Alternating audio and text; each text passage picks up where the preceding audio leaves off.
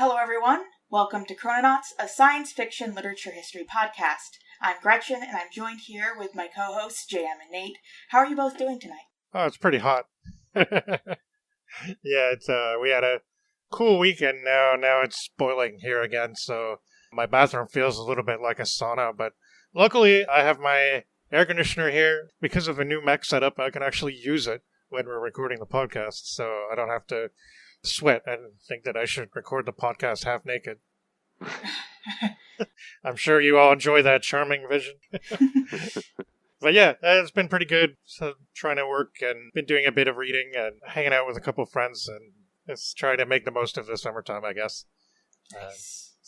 Yeah, it was cool here for a while, and again, it's hot. But yeah, I've done a lot of reading and excited to talk about what we have going on tonight. Nice. Yeah. It has also been very hot here. It's nice to hear, Nate, that you got a bit of a break from the heat. I don't feel like we've gotten that as much. But luckily I've been in an air-conditioned library for most of my time, so it hasn't been too bad. It does help, yeah. Yes. Yeah, I hope that's been working out well, right?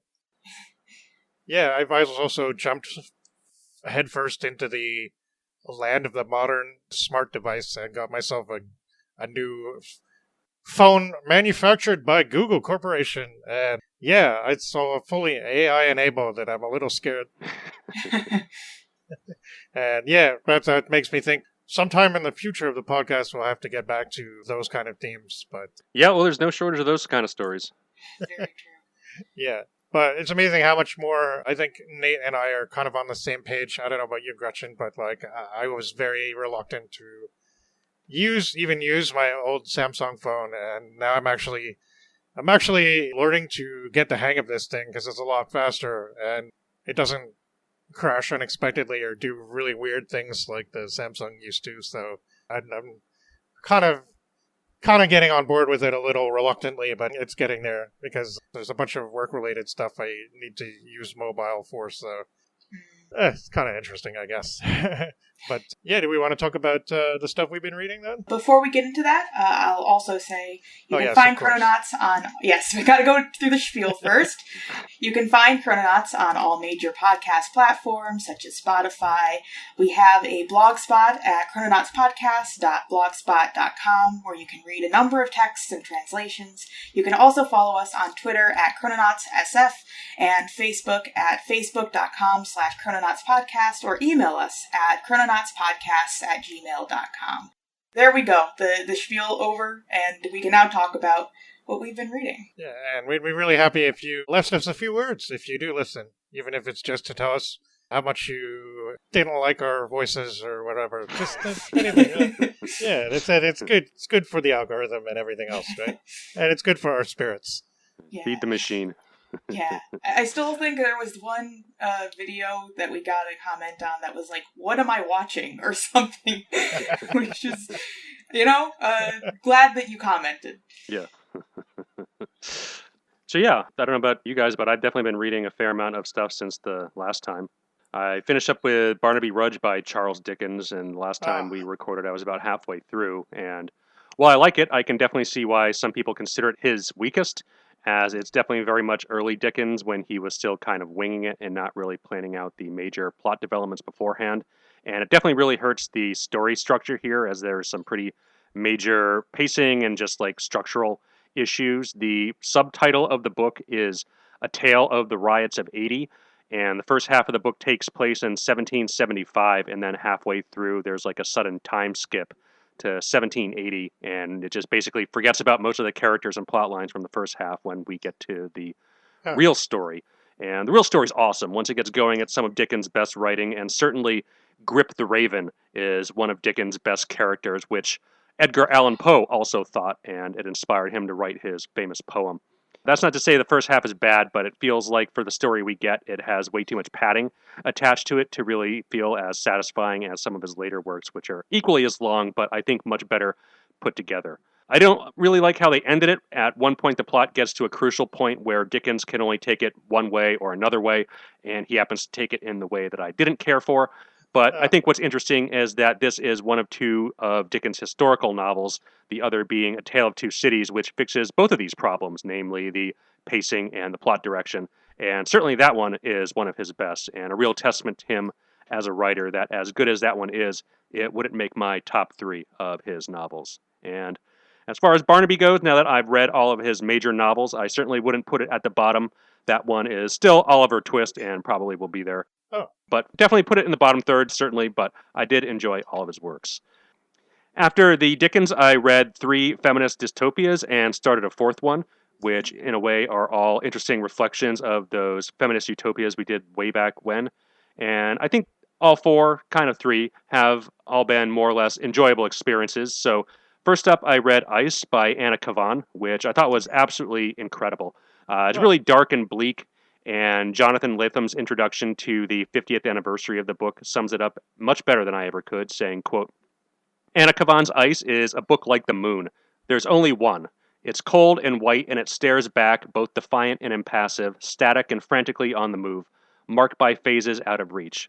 And yeah, it's a really nightmarish book. The introduction remarks that it's hard to classify and states that it doesn't neatly fit into science fiction or fantasy. But since doing this podcast, I think we really should be using the term weird fiction more to describe things. And I think that fits this perfectly, or at least I would certainly have no problem at all calling this literary weird fiction. There's a lot of personal trauma in here, as she definitely lived a pretty tragic life. Lots of metaphors about drug addiction. In her case, it was heroin, but I think you could definitely apply it broader than that, as well as abusive domestic relationships, being committed to mental institutions, but they're never explicitly framed in this way, just described in, again, very dreamlike, nightmarish symbolism and metaphor. There's really not much in the way of plot, so if you're expecting that here, you're certainly not going to find it. And while it's been a very unique reading experience, I think there are some similarities in some ways with some of the stuff we covered on the podcast. The difficulty level is pretty high, probably around Faust Rule or Aniara. And while it's pretty short, maybe like 150 pages, it's not really structured like either. Its imagery is very similar to the surreal parts of the narrative of Arthur Gordon Pym or Moonstone Mass, basically those stories we covered in the Arctic Adventure episode.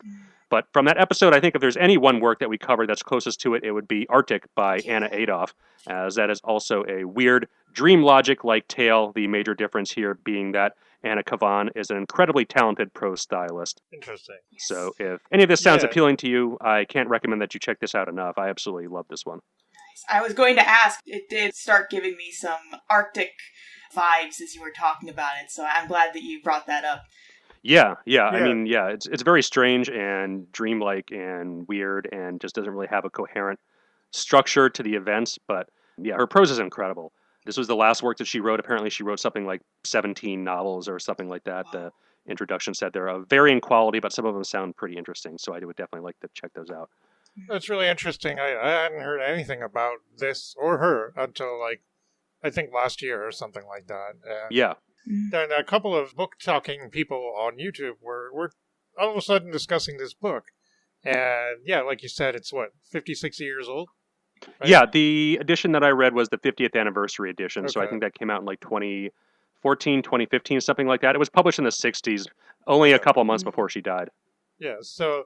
And yeah, I was surprised that I'd never heard of it. And yeah, I mean, maybe that's just me, but it does seem to be gaining some traction now, and that maybe it didn't have before. And that's pretty cool, especially if it's as good as you're saying, Nate. Yeah, I really liked it, certainly. Yeah. Again, if you're looking for a more traditional plot, it's probably not going to be that appealing, but if you like weird, surrealistic fiction, I think you'll really find a lot to enjoy here. After that one, I read The Passion of New Eve by Angela Carter, and yeah, this one, this was certainly a different experience. If this was written today, it would definitely be considered transphobic and racist, but since it was written in the 70s, I think if we're being very charitable, we can call it insensitive at best. Certainly ridiculous, over the top, and she oversteps her boundaries a lot more than once, and it's far from being in any kind of good taste whatsoever. Plot-wise, this bears the most similarities to those 19th century utopias in that the main character goes from place to place and we get a tour of the various societies. And one of the segments very much reminded me of the Hollow Earth utopias. Each society we visit is very, very thinly veiled social commentary. Definitely nothing subtle about this, but the major difference here is that I think we can almost all agree that reading those 19th century utopian novels is pretty boring, And of all the negative adjectives you could apply to this book, of which there are many, boring is certainly not one of them. It's really just so like over the top. Yeah, exactly. Yeah, it's just really a lot in all directions at once. If you ever find yourself asking, is she going to take it there? The answer is almost always yes, she absolutely is. Definitely very gross and intense at times, but she's also a really good prose stylist and is often pretty funny. So while I did enjoy this overall, it's definitely a massive yellow flag, cautionary warnings and content warnings for pretty much everything, including tons of sexual assault, which is like throughout the entire novel. But if you want something batshit crazy and totally out there, this will definitely deliver on that front. I'm not too familiar with that work, but I've definitely read a couple of Angela Carter things, so I'm familiar with, like, she is a great writer, but that does sound quite intense. Yeah. Apparently she's got a lot of well-acclaimed books, including this one, but yeah, it's just really out there, and yeah, not really in good taste whatsoever. Then I started reading Octavia Butler's Parable of the Sower, which I thought was going to be more of a standalone work, but apparently Butler wrote it and the sequel kind of intended as one work, so after I finished that, I started reading Parable of the Talents, and I'm about 40% of the way through that, certainly enjoying it so far. I'm not really sure where it's going to go, but yeah, definitely looking forward to it. Definitely, again, very graphic and grim, but not really like in the way that the Angela Carter was. Certainly the most grounded in reality with these three dystopias, but I'd imagine I'll have more thoughts when I finish up. But in nice contrast to the Earthseed book, YouTube just randomly started recommending me a bunch of videos about starseeds, which has been a very pleasant, if not altogether different experience. I will say that I really do enjoy Angela Carter a lot. So, and the Butler, I don't know too much about that, but it does sound interesting too. Yeah, I definitely have enjoyed the Parable duology. Yeah. I really need to read more of Butler, that's why we covered Kindred before, is because I adore that book. I'd like to try out, I know she has a bit more that's a little more fantasy rather than just science fiction that I'd like to give a try to. Definitely, like, the stories I've read by her have been wonderful. Yeah, I was looking at the works on Goodreads, and they all seem pretty well acclaimed, except for the very last one that she wrote, which was, I guess, like more of like a vampire type thing. But yeah, I heard about that. The Patternist books seem well acclaimed. What was the other one? The Xenogenesis? Yeah, yes. Xenogenesis, yeah. Those books seem very well acclaimed. So yeah, I'd definitely like to read those at some point, perhaps on the podcast. I guess we'll see what we want to do for the future. But yeah, Parable of the Sower and Parable of the Talents are both really good. At least Parable of the Talents I've really been enjoying so far. It's always fun with these near future dystopias where the real world year is passed in the book. So I think the book starts off in like 2024 or something like that, and Parable of the Sower, that is, and goes into 2025. So it's like, yeah, I know what day that is. But yeah, very good. And yeah, again, I would definitely like to read more of Butler at some point. So yeah, that's what I've been up to and reading. Yeah, I haven't read as much recently. I believe the last that I had mentioned here was Honoré de Balzac, which I really loved. But after that, I did read James Butler's James Baldwin's, oh my gosh, still on Octavia Butler. Yeah. James Baldwin's Go Tell It on the Mountain, which I did enjoy. Before that, I had only read Giovanni's Room and like a couple of like nonfiction pieces by Baldwin. Really interesting to read that, and like has a lot to say about like religion. Really interesting to see the different perspectives that each character gets, similar to a Faulknerian sort of giving each character kind of their own perspective in a way. I did enjoy that book. After that, I did read a short story collection, The Heat Death of the Universe and Other Stories by Pamela Zoline, which is an author I would like to cover at some point on the podcast. I really did enjoy the stories that I read in that work. They would definitely fit for our podcast at some point. Cool. Yeah, I'd like to check that out. I haven't read anything since then, but I did just because even though I have so many things I already should read, I did visit a bookstore recently and found a newly released Leonora Carrington called The Stone Door, which was just released by New York Review Books. Oh, nice. I think in the past couple of months. So I'm thinking of starting that because I'm always looking to read more of Carrington. Cool. I'll just talk about a couple of books, I guess. One is a classic. There's a reread for me again. First time in a long while, though. And it was a little different because I finally read the completely unexpurgated Picture of Dorian Gray with all the removed text reinserted back in, which was an interesting experience for me because I chose not to read the introductory material first. And after doing that, I really had a hard time determining exactly what it was that would have been removed. And I think it's always been a book that I liked, and I really enjoyed it this time too. But I guess I will say, if you read the book before and you didn't get one of the new Harvard University endorsed / co-produced, I guess, modern editions of this book, and you're expecting some kind of revelation of more sexuality or something like that, or more blatant, it's really not. It's still the same book, although it seems like there are quite a lot of revisions after they're explained in the very extensive introductory material. I kind of get it, but it's interesting example of, I guess, the gulf between our centuries, so to speak, because I was reading this and I'm thinking, oh, what did they remove? Like, I couldn't remember the experience in my early 20s enough to say, oh, okay, that's different or whatever. So, but yeah, it's a classic story.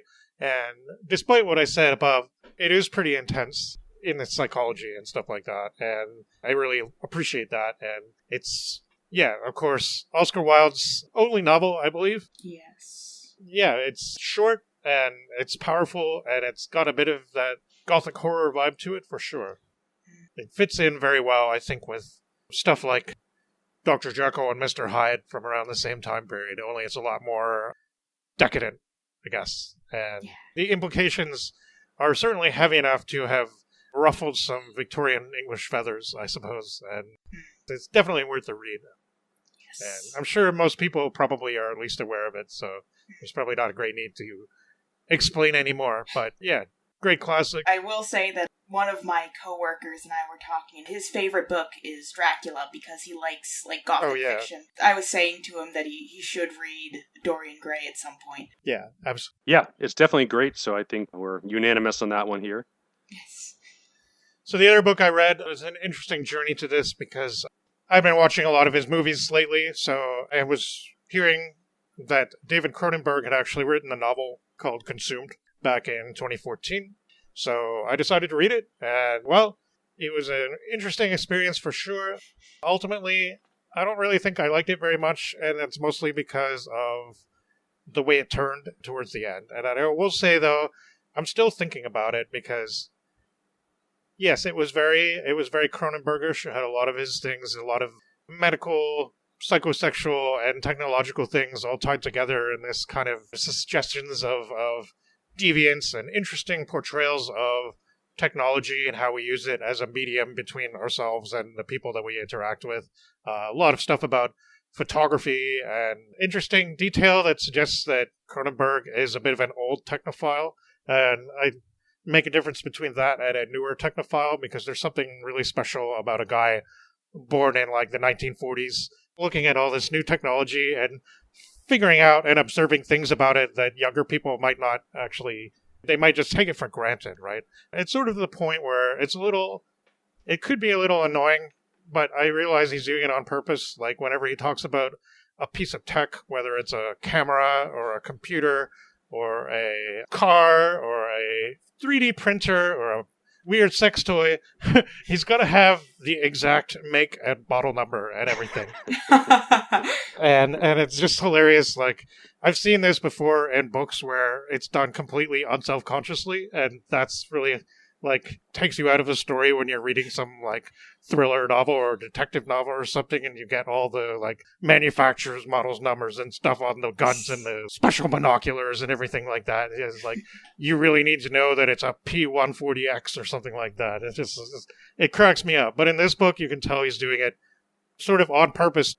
I mean, it's called Consumed, right? And it's about this philosopher couple living in Paris and how the woman turns up dead and cannibalized, and all these photos of her body parts are being sent all over the internet, and the husband disappeared, so it makes it seem pretty obvious what happened. But the book takes some very strange turns, and for the most part, I was really having a good time with it. It was surprisingly funny at times, but Cronenberg can sometimes be like that in his movies, too. There's some pretty hilarious stuff in Videodrome, even though it's such a, dark and twisted movie, right?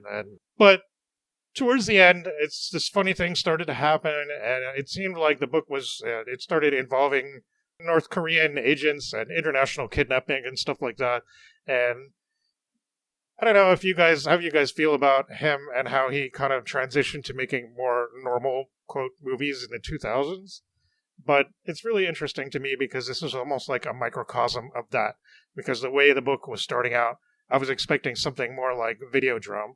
And the way it turned out towards the end was almost more like A History of Violence or Eastern Promises or something, which are they're still pretty intense in their way, but they feel a lot more mainstream than his crazy body horror movies of the 70s and 80s, and even something like the Naked Lunch adaptation from the early 90s, which I think is one of the craziest, most insane films that I'm aware of. His films stopped being like that, although his most recent one is actually a remake of a very old film.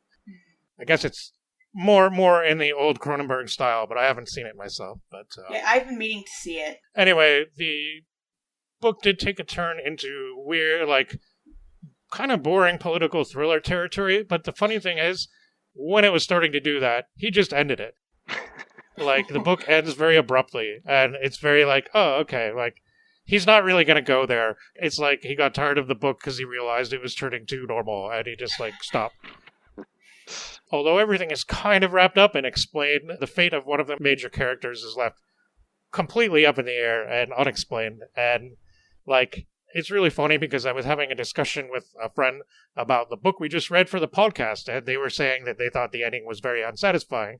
And I'm trying to explain, no, it's actually a really good ending. And then I read this book, and I went to them, and I'm yeah, I know how you feel now. I mean, that was kind of deflating. It's also really funny because I think that technophilia backfires on him a little bit, because in the end he's talking about, international spies and agents using Skype to communicate with each other, and I'm no. They would be using some kind of encrypted platform. They wouldn't be communicating on Skype, right? It's just, I don't know. It's weird because it does start to.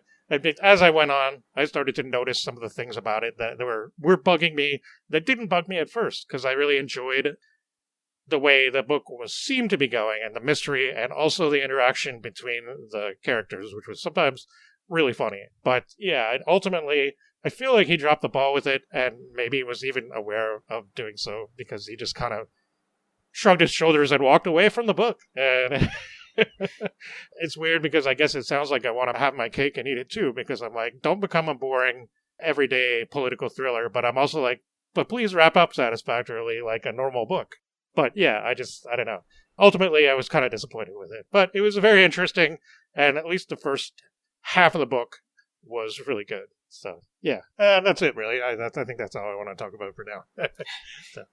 But, yeah, we've gone on enough.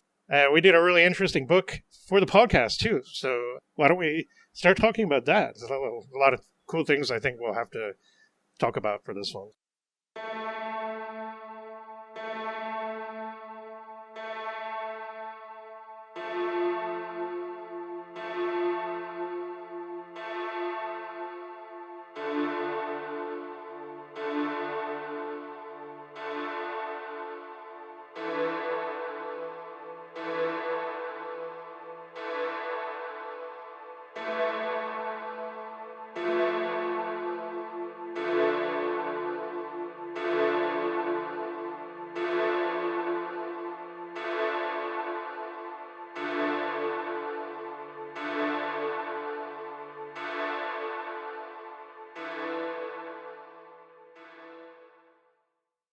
The Strugatsky brothers were born 8 years apart, Arkady in 1925 and Boris in 1933.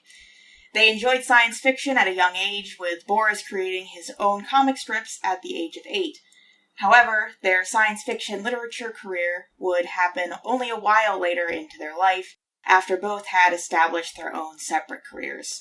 They too were separated from each other quite young, At some point during the 1941-44 siege of Leningrad, Arkady and their father, an author himself and a journalist, left while Boris and their mother remained behind.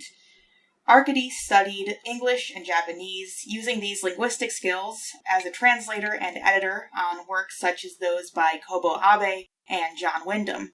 Meanwhile, Boris entered the Leningrad State University in 1950 and became an astronomer and computer engineer. They began their collaborative work in sci-fi in the late 1950s. Arkady claimed that it was due to a bet.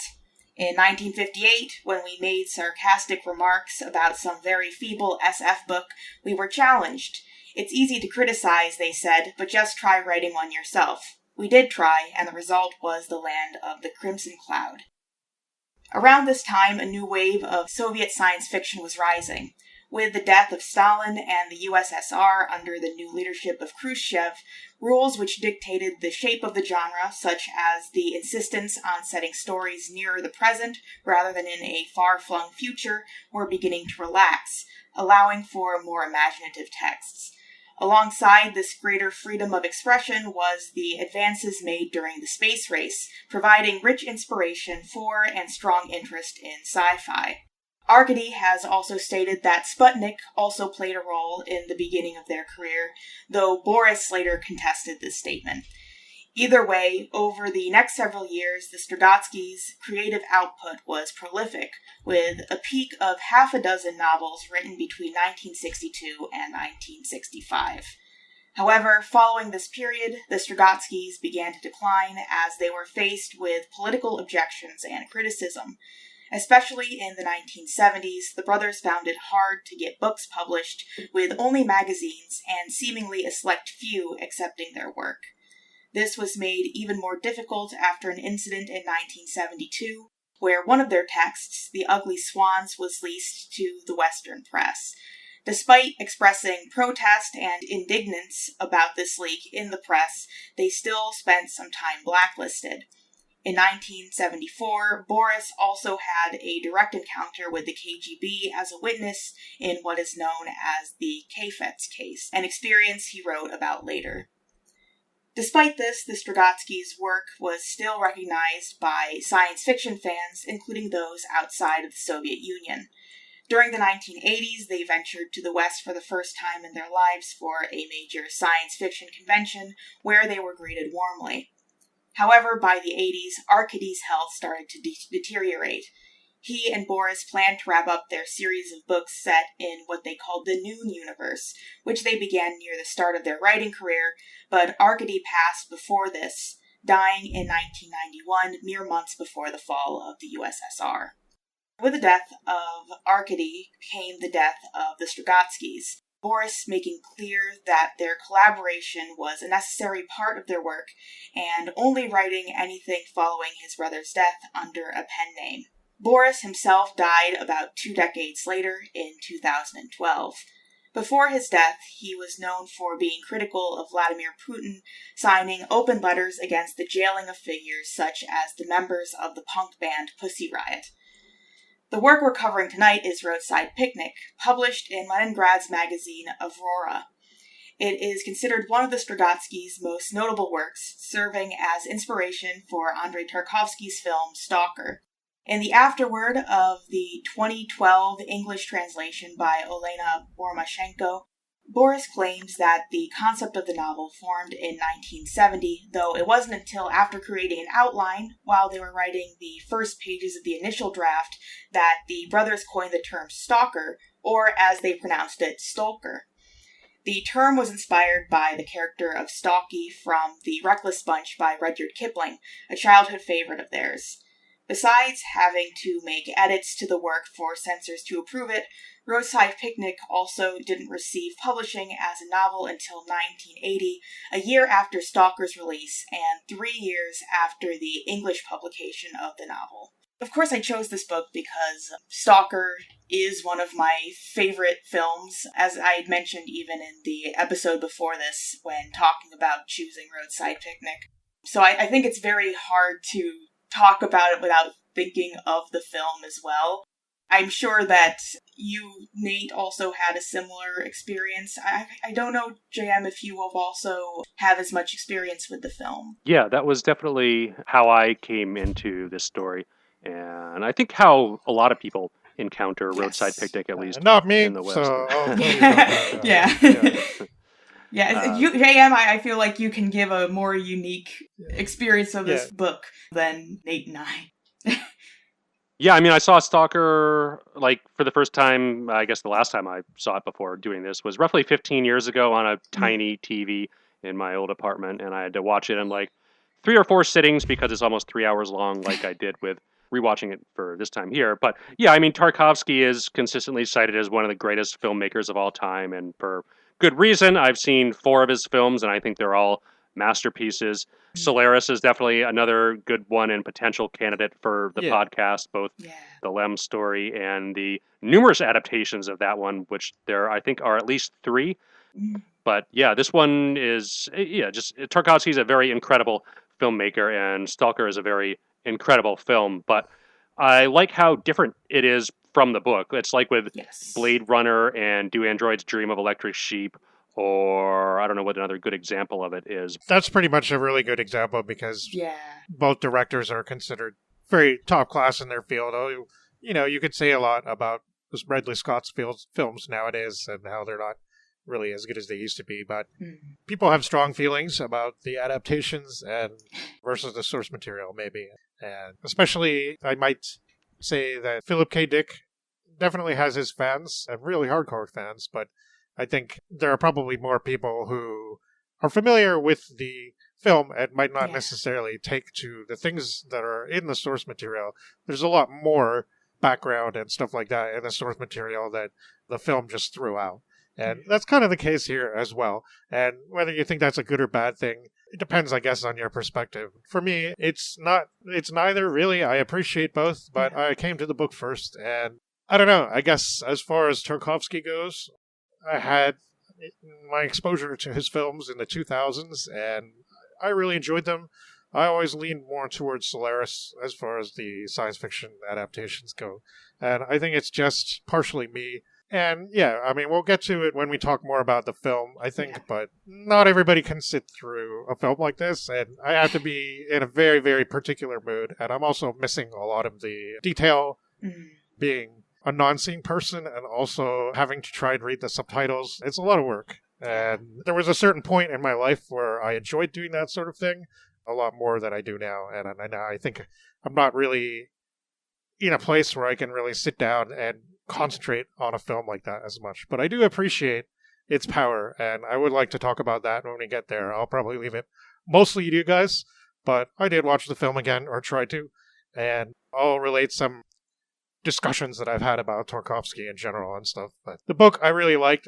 The first time I read this, I've read this book before. This is probably the 3rd or 4th Strugatsky book that I've read, and I've enjoyed them all. And this one I read initially in the older English translation, which was a little different than the one that we read. And I read the older translation, and I enjoyed it. I think I got more out of it this time around, and I don't know if it's, again, because it's a reread and because I knew what to expect, or even because we concentrated on the newer translation. It did leave me with a lot to think about, actually, and I actually feel like I got more out of the book this time and was more connecting with it. It is kind of funny sometimes, some of the things that they do in the book, and it wasn't a bad thing, but it did make me chuckle, and maybe that was what they're intending.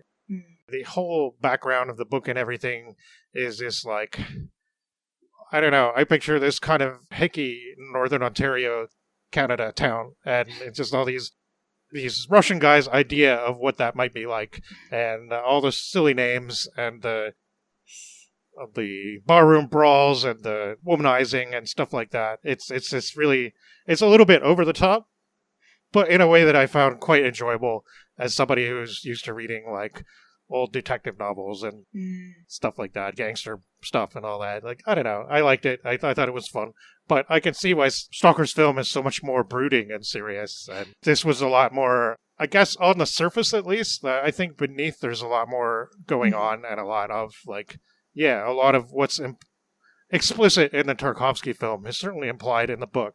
But on the surface, it's got this real, like, hard-boiled, especially when Red's around, kind of hard-boiled, pulpy style almost. And yeah, it seems like a bit of an affectation.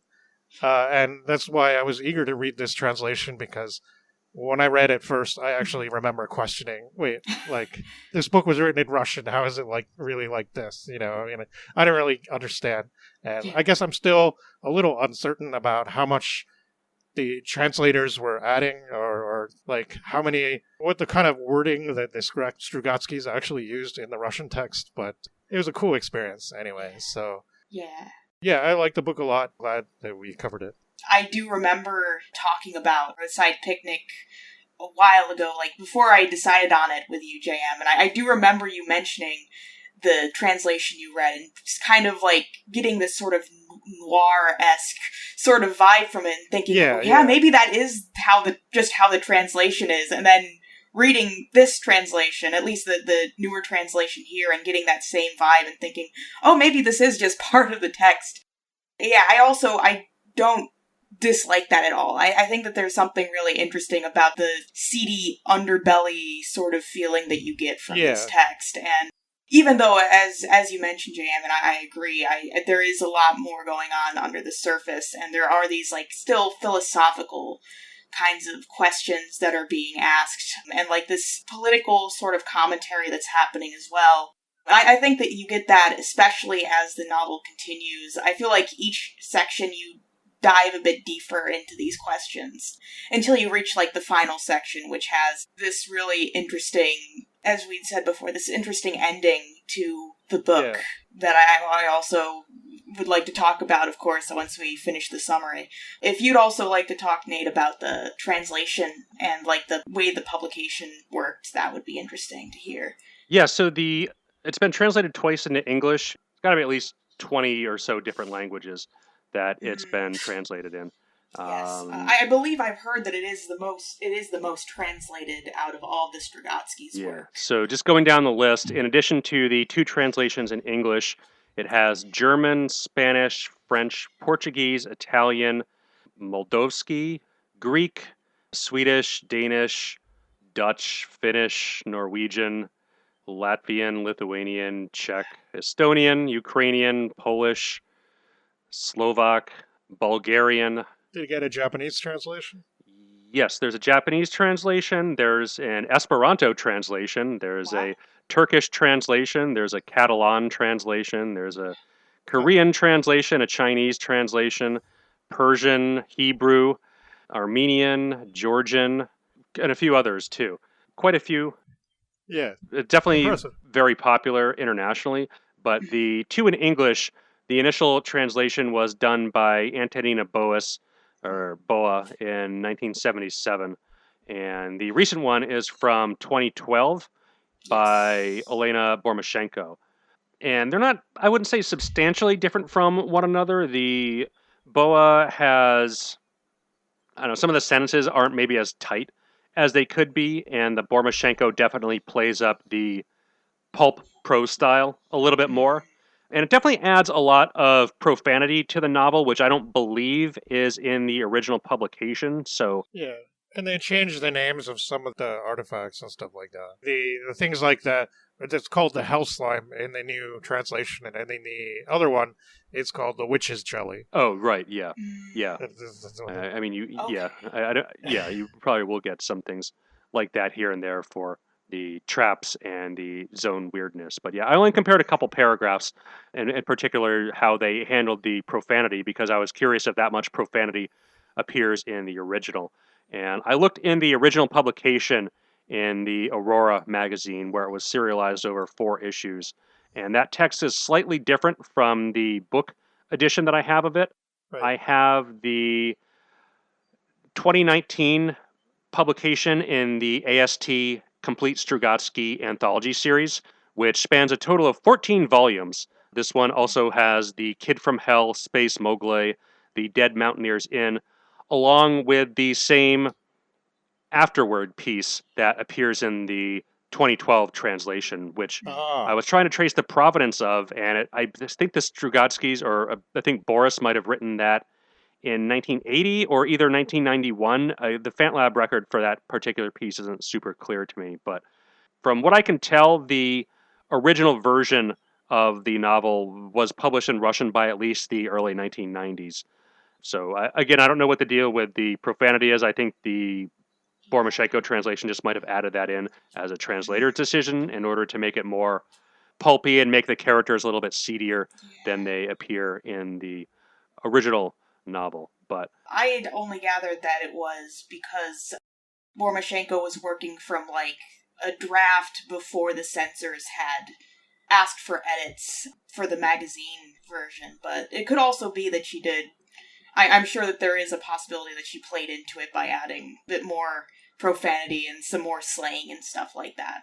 Yeah, that was the impression I got too, based on this, like how the afterword is like placed after the text, and there's no attribution of when Boris wrote that in context with what. I mean, if you didn't look into it, you get the sense that yes, he wrote this specifically for the 2012 edition in English, but that's like not the case. Yeah. So I don't know. I believe the unexpurgated edition has been published in Russian for some time, and I believe, again, I'm not sure if the version that is in that 2019 anthology is the uncensored version, but I only compared those two texts, the original magazine publication and the book that I have. So there may be another version floating around out there somewhere, though I think it would make sense for the complete anthology to have the original versions, especially if they're going to have the commentary in them too. So I don't know, a bit of a strange mystery there with all the textual differences as it can be. But yeah, the seedy culture of the stalkers and the environments that they're hanging out with, I think it's just like a really awesome touch that the movie completely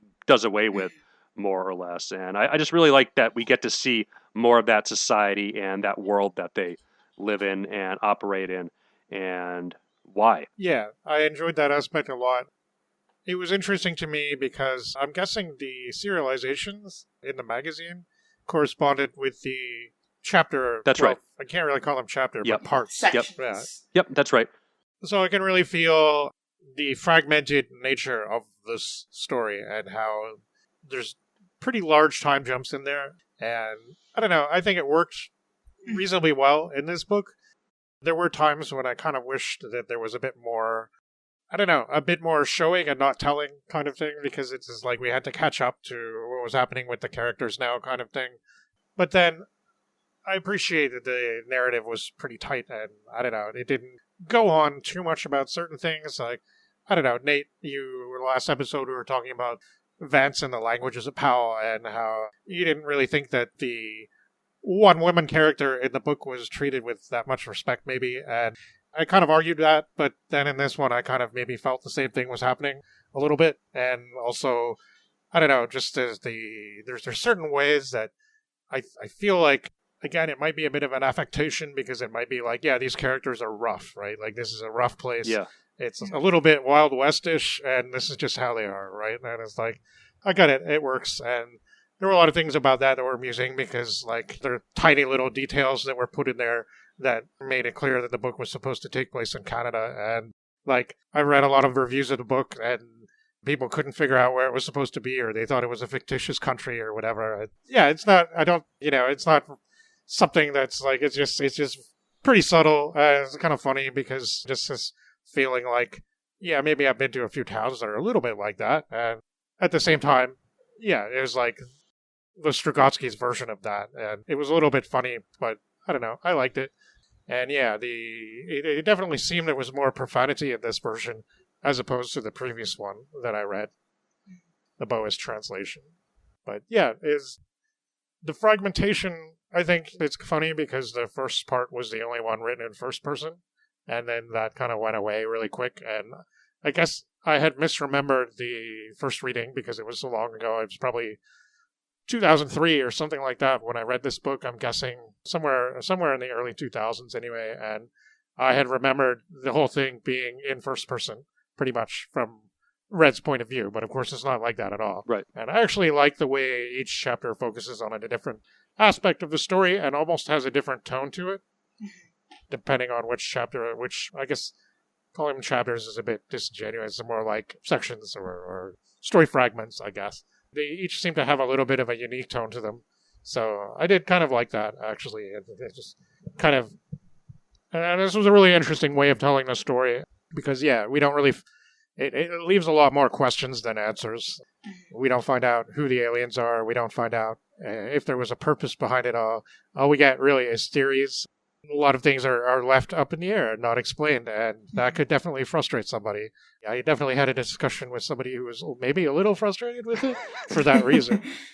I think just the fact that we're not given many answers, I mean, it kind of leads me to questioning, what do we want to get out of a book like this? Do we like it more if it makes us think about things, or do we like it more if it's a tight story where everything is resolved and wrapped up neatly and, like, you get an answer to all the things you've been wondering about? And yeah, I mean, I think one of the powers of science fiction could be that it could excel at the former kind of story. And I think this is that. I mean, I think that, yeah, there's a lot of vagueness kind of at times. There's a lot of unanswered questions that you would probably be asking yourself. And as the essay I read towards the last fairy tale by Chicheri Ronan, it had basically said the ending is off the page. As in, like, it's not even there, really.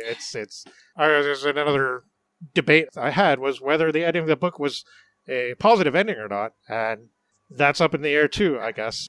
They left it really ambiguous in a cool way that I actually quite like, and makes the book seem a little less... All right, I mean, we were talking earlier about how the book has a bit of a pulpy style, and I guess with that would come certain expectations, and I look at something like Raymond Chandler's The Long Goodbye, for example, which is pretty much a complete subversion and, I guess, deconstruction of the tropes of pulpy detective fiction from a guy who's been doing it for a few decades by then, almost a couple of decades anyway, and he just doesn't really do what you expect out of a detective novel. And if you want to pin down the story, it's kind of difficult. It follows a lot of the tropes, but it also doesn't follow the plot tropes. And so it's a really interesting way of looking at the entire thing. And I think with the book, they start out with something, and even at the very end, you almost think it's going to go a certain way, but you realize you're at the end of the book. So, I mean, what comes next? Like some crazy revenge fantasy or something like that? Is that what we're going to see?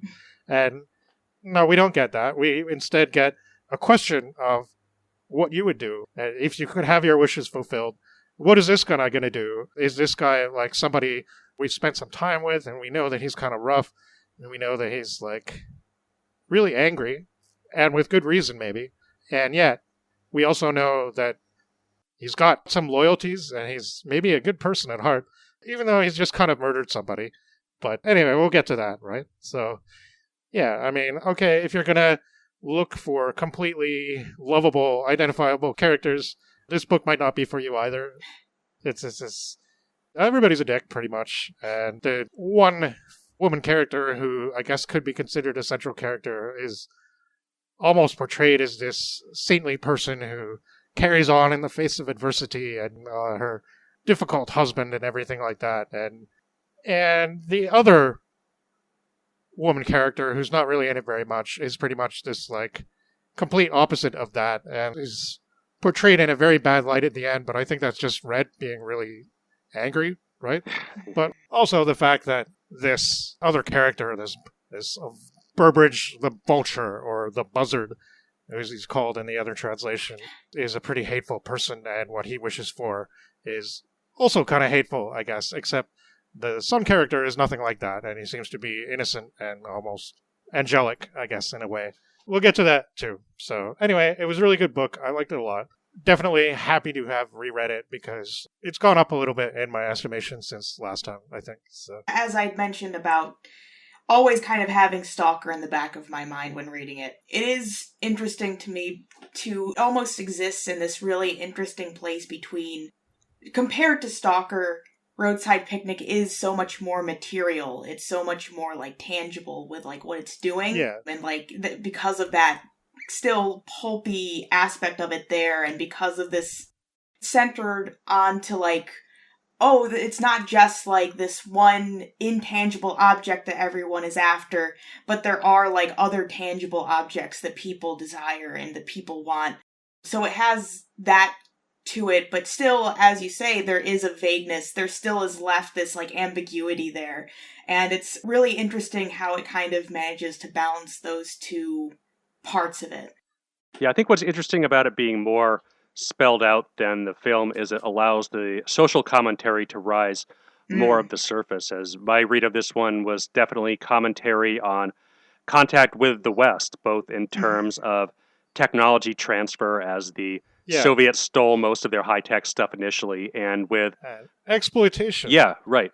And cultural artifacts. I think the most widely cited example of this is those American rock and roll records that were bootlegged on overhead transparency sheets that could be played just a handful of times before they'd be illegible and disintegrate. But people would go through these great risks to themselves to get this stuff over and distribute it, both in terms of the official government espionage angle and people just like bootlegging American stuff behind the backs of the censors, which I thought was a cool angle that, again, the film more or less totally omits, focusing more on the metaphysical angle, which, again, we'll talk more about when we get to the film. But it kind of reminded me, superficially anyway, of Frederick Pohl's Gateway in that sense, where there's these group of high-risk daredevil prospectors trying to strike it rich, bringing back treasures from an alien environment at incredible risk to themselves. And while Roadside Picnic was written before Gateway, it wasn't translated in English until afterwards. So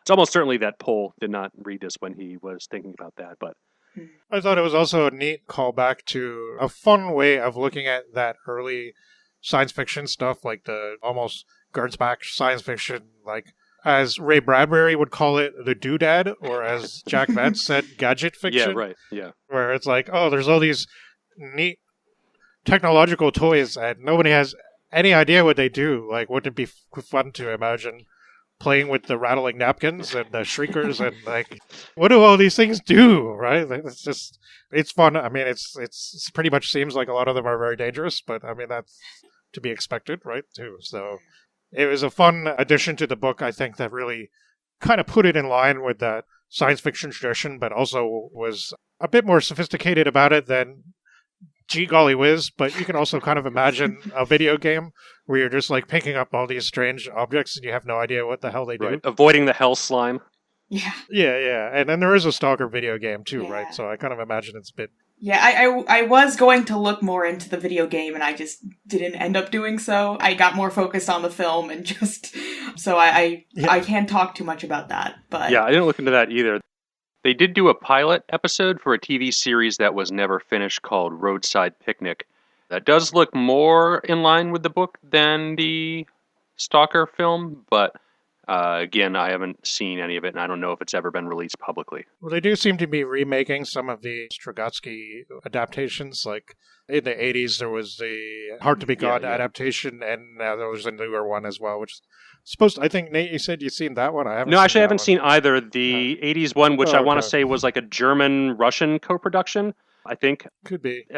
It was in Russian for sure, I remember. Yeah, but I think they might have used like a German film crew or a German something. I don't recall what the details of it was, but it's one of those movies that I've been wanting to watch for like 15 years and just have not gotten around to yet. Right. From what I understand, it's more abstract and weird than the more recent production. But again, I haven't seen either. It'd be interesting to check out. I also have that book in Russian that I got at the same place that I got the Strugatsky anthology from, which is RBC Video in Brooklyn. A pretty cool Russian language book and video store. And they have an entire wall dedicated to the Strugatskys. So, definitely the most popular author within. And yeah, for sure. There isn't anywhere near as close to classic science fiction popularity among Soviet authors in the West in this genre compared to the Strugatskys. Yeah, or within the Russian-speaking community too. So it's interesting how that works out. And yeah, definitely part of that new post-Stalin wave of where, you can actually write science fiction again. You don't have the censors on your back in the intense way that they did, basically starting with the 30s that we talked about when we covered all those 20s Soviet short stories from the magazine scene, and just how quickly those magazines got killed in like 1930, 1931, and the science fiction scene was greatly reduced in its quality and scope for like 25 years. But the story did get commented on by the critical establishment more than a little bit. And of course, Tarkovsky's film version also. His last film before his exile.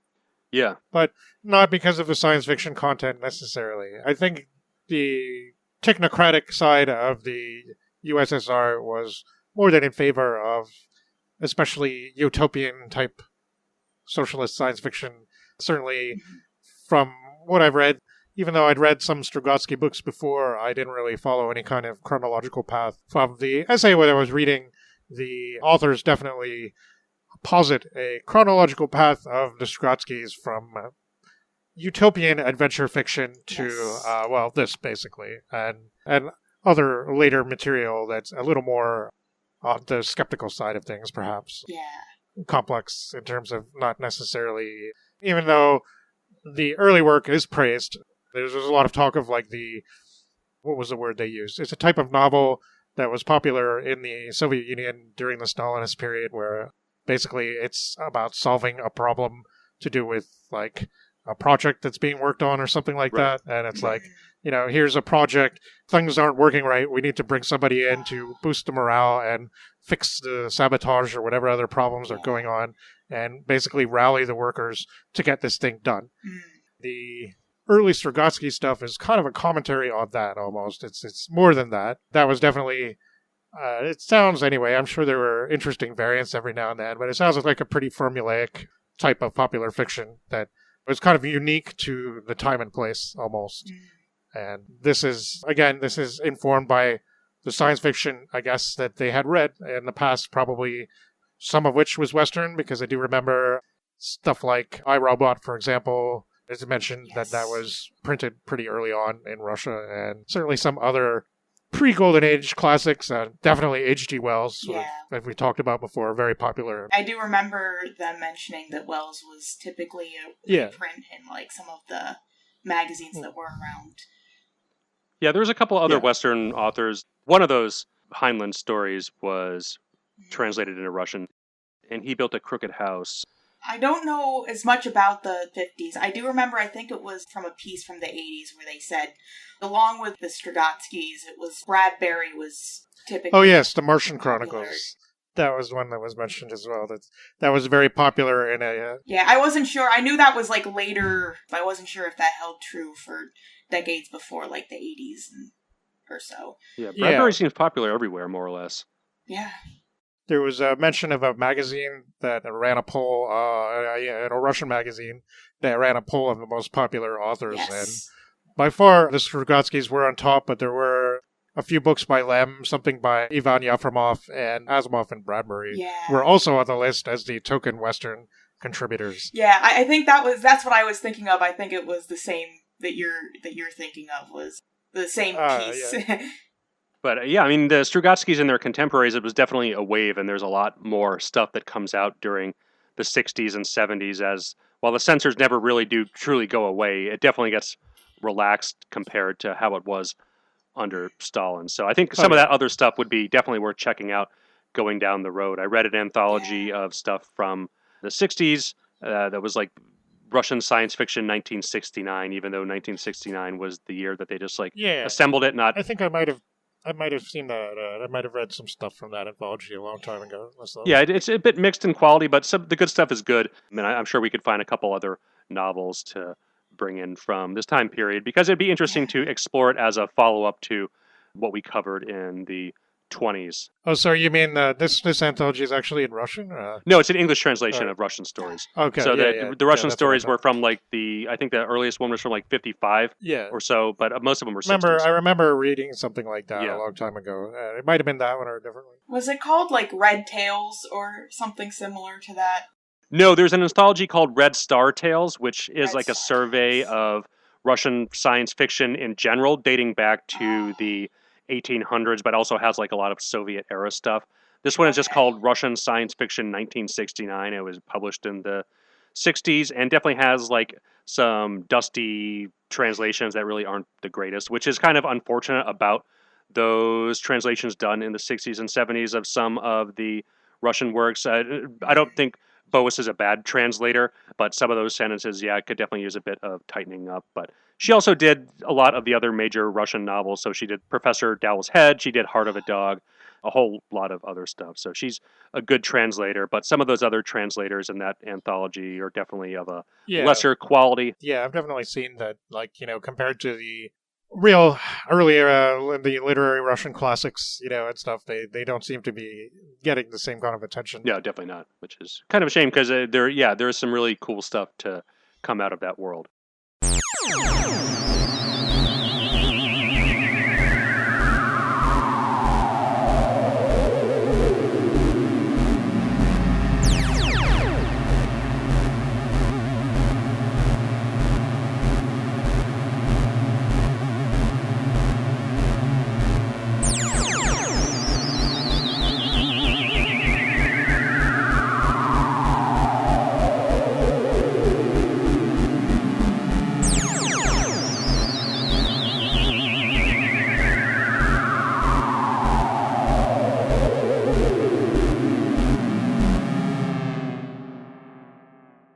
Roadside Picnic opens with an interview with Nobel Prize winner Valentine Pillman, known for developing the Pillman Radiant.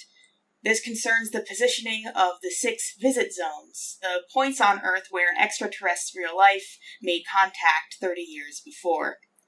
While the aliens and the purpose of their visit are still a complete mystery to humanity, Pillman claims that the fact they visited at all, the proof that Earth is not the only planet confirmed to sustain intelligent life, is already a significant enough discovery, one of the greatest in human history.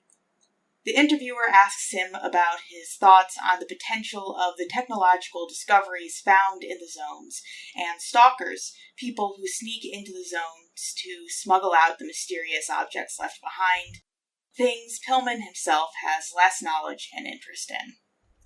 We switch then to a man named Redrick Schubert, a laboratory assistant who works at an institute studying one of the zones in a town called Harmont. He previously did some time in prison for being a stalker, and still goes stalking in the zone to make extra money. One of the scientists he works for at the zone, Kirill Panov, has been studying empties, an object of 2 copper discs with nothing in between them, but feels discouraged by his lack of progress.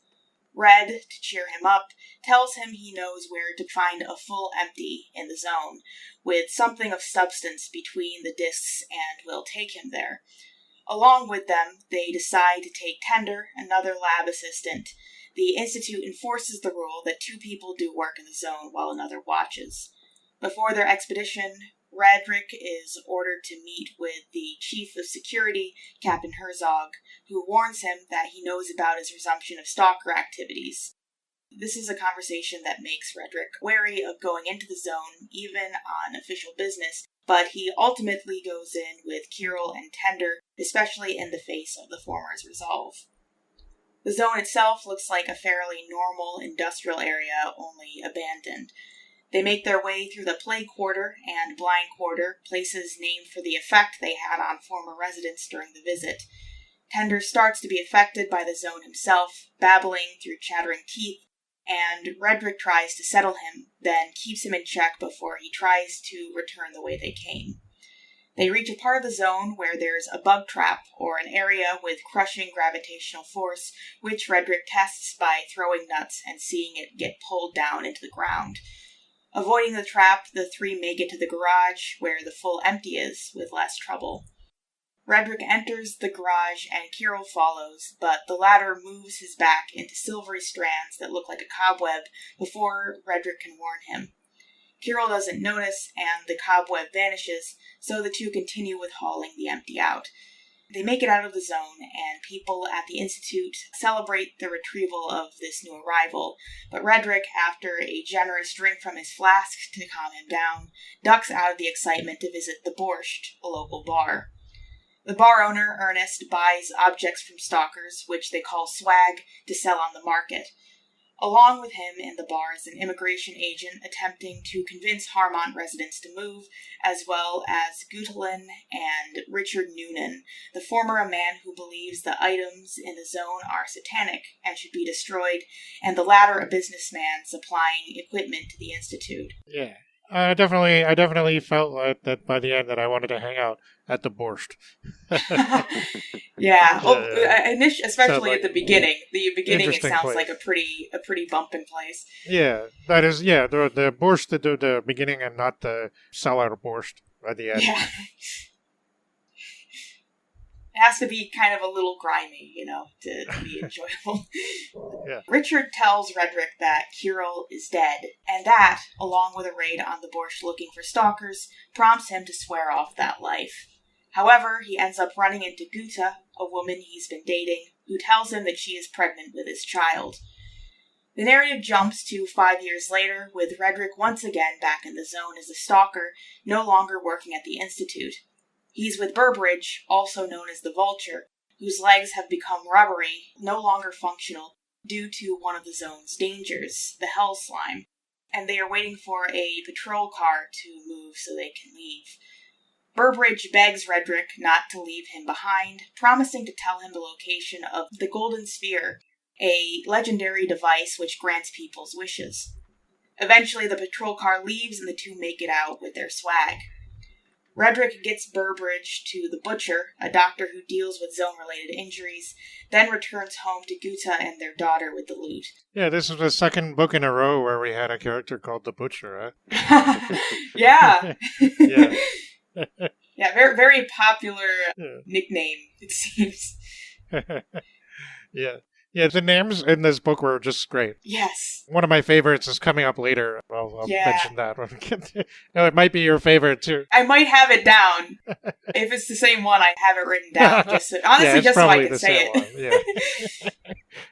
Yeah. They really seem to go way, way out of town with these old school badass names. It's funny because I just watched the Star Trek episode, A Piece of the Action, and I could totally imagine like all the characters, that have names like that. Yes. They didn't quite, but it would have been totally fitting. So yeah. Yeah. Yes, and speaking of nicknames, Guta and Redrick refer to their daughter as the Monkey, as she is covered in fur. The children of stalkers frequently seem to have such unique characteristics. Some of their neighbors look down on her, but she still plays with other children in the area. Redrick takes inventory of the swag, then heads out to make a deal on them. He encounters Richard beforehand. Richard tries to convince Redrick to work for the Institute again, wanting to get him some honest-paying work, and Redrick tries to arrange for them to meet at the Borscht. Redrick meets with two men, Raspy and Boney, who are especially interested in rings he and Burbridge found. And I can definitely see those two names being in A Piece of the Action. That duo of Raspy and Boney is pretty good. Yeah. And they pay Redrick a bundle of cash for the ring and tell him to keep them a secret from other buyers. Redrick visits Burbridge's house and meets with his daughter Dinah. Burbridge has a lot of pride in and affection for his children, but when Redrick delivers the news about his fellow stalker, Dina's insistence that he should have left Burbridge for dead and kept everything for himself proves to him they do not hold the same depth of feeling for their father. Yeah.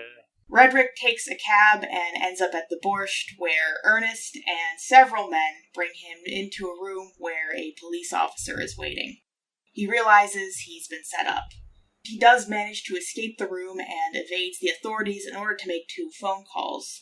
He calls Guta and tells her he'll be heading back to prison, and then Richard to ask him to provide for Guta with money from one of the objects he didn't show Raspy and Boney, a porcelain container he's leaving hidden near the phone booth.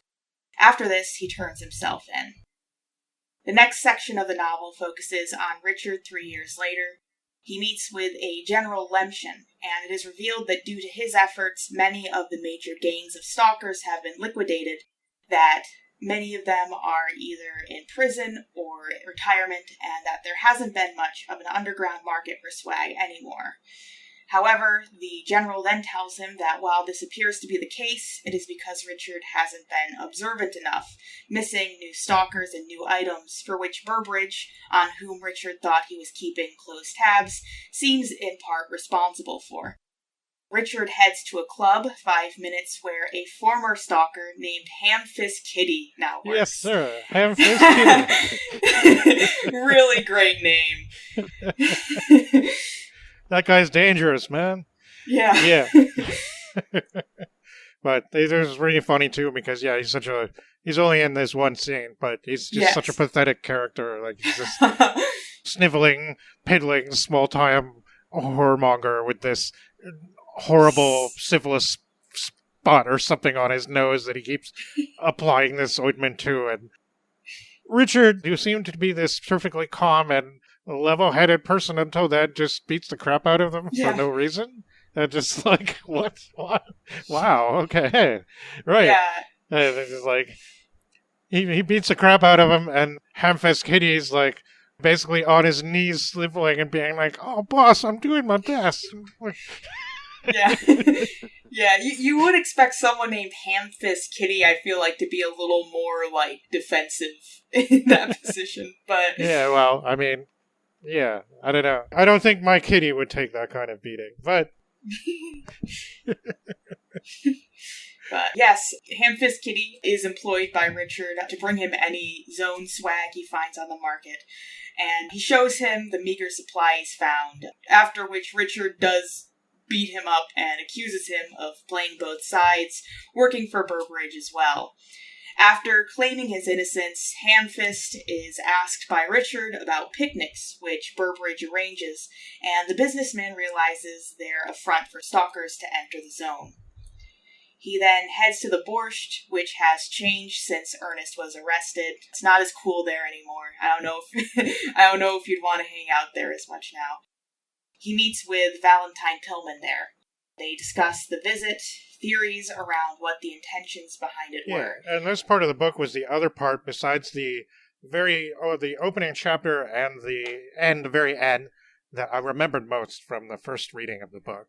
And I thought this chapter was really interesting. It was really interesting to hear the other side of this and hear like one of the Institute scientists actually talking about what had happened and what might happen, and there's still so much they don't know, and it's just like interesting portrayal too of somebody who seems to be quite smart and has had a Nobel Prize and all this stuff and is apparently very knowledgeable about this, but the more alcohol he gets in him, the more he's like, yeah, we really don't know shit.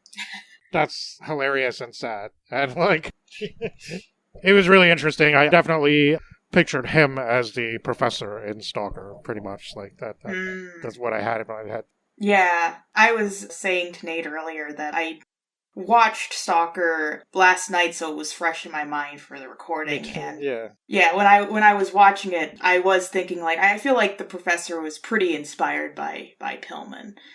Yeah, this is an interesting part and reminds me of the Burmashenko edition. The translation comes with Ursula K. Le Guin giving like a foreword to it, where she does talk a bit about how Roadside Picnic does what some sci-fi does and more focuses on like normal people rather than like scientists, which is what hard science fiction people, especially at that time, would have wanted more of. So it is interesting that this is really the only time we get that kind of insight into like what the scientific community is actually thinking about this. Yeah, and really, like, it's kind of almost like one of these science fiction books where you can take from it and you can be like, oh, well, you know, there's so many ideas that could be behind this, right? And we don't actually know which one it is. So here's a bunch of, all right, like, I'm going to entertain this Richard guy with all these possibilities that I've heard about and what I believe myself. Or maybe I don't really believe it. But since you need some kind of hands-on thing, even though I'm the scientist, here, I'll give it to you. You know, this was just a roadside picnic.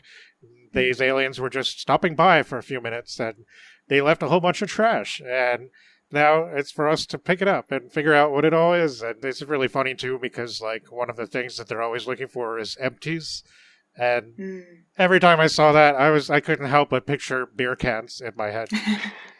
Like, like he describes what they look like. Yeah, they are round, containery looking things. So, yeah, but I just like, as here, we can take back our empties, and we get 10 cents for every empty. Yeah. Those were the drinks at the picnic, Yeah. Alien Steel Reserve. Right. Some of this stuff they might have left behind is basically, like, dangerous waste, right? Probably, like the house slime and stuff like that. Most likely, but, again, we can only speculate, right? Yeah. Maybe, I don't know, maybe that was a nice, sunny jacuzzi bath for them. I don't know. Who knows, right? We don't know. Yeah. And I mean, it could just be, I guess, again, like, why do you get into science fiction? Is it because you like to question stuff, or you want cool aliens and spaceships and explosions, or do you want all of the above? But yeah, definitely the questioning is, I've always thought it's one of the most interesting aspects, it's like, and obviously the writers are doing that in general, and the Strugatskys are kind of inviting you to play along with them and speculate. They're not telling you what to think or what to surmise, but the title Roadside Picnic is very innocuous. You just saw that book on a shelf and that title, you wouldn't really know what to expect. It doesn't necessarily invite you to pick it up and read it either. Whereas Stalker, I don't know, the first time I heard that name, I thought it was some serial killer movie or something like that. So, yeah, I mean, it's strange. I guess maybe unfortunate us being English speakers and how it's translated and reads in English, because they use the word stalker in Russian, like not the Russian word for stalker, but the English word. So, I mean, it reads different to a Russian reader than it would for an English reader. Yeah, as the Strugatskys have said, like, they coined the term stalker in Russian with this book, so, it isn't...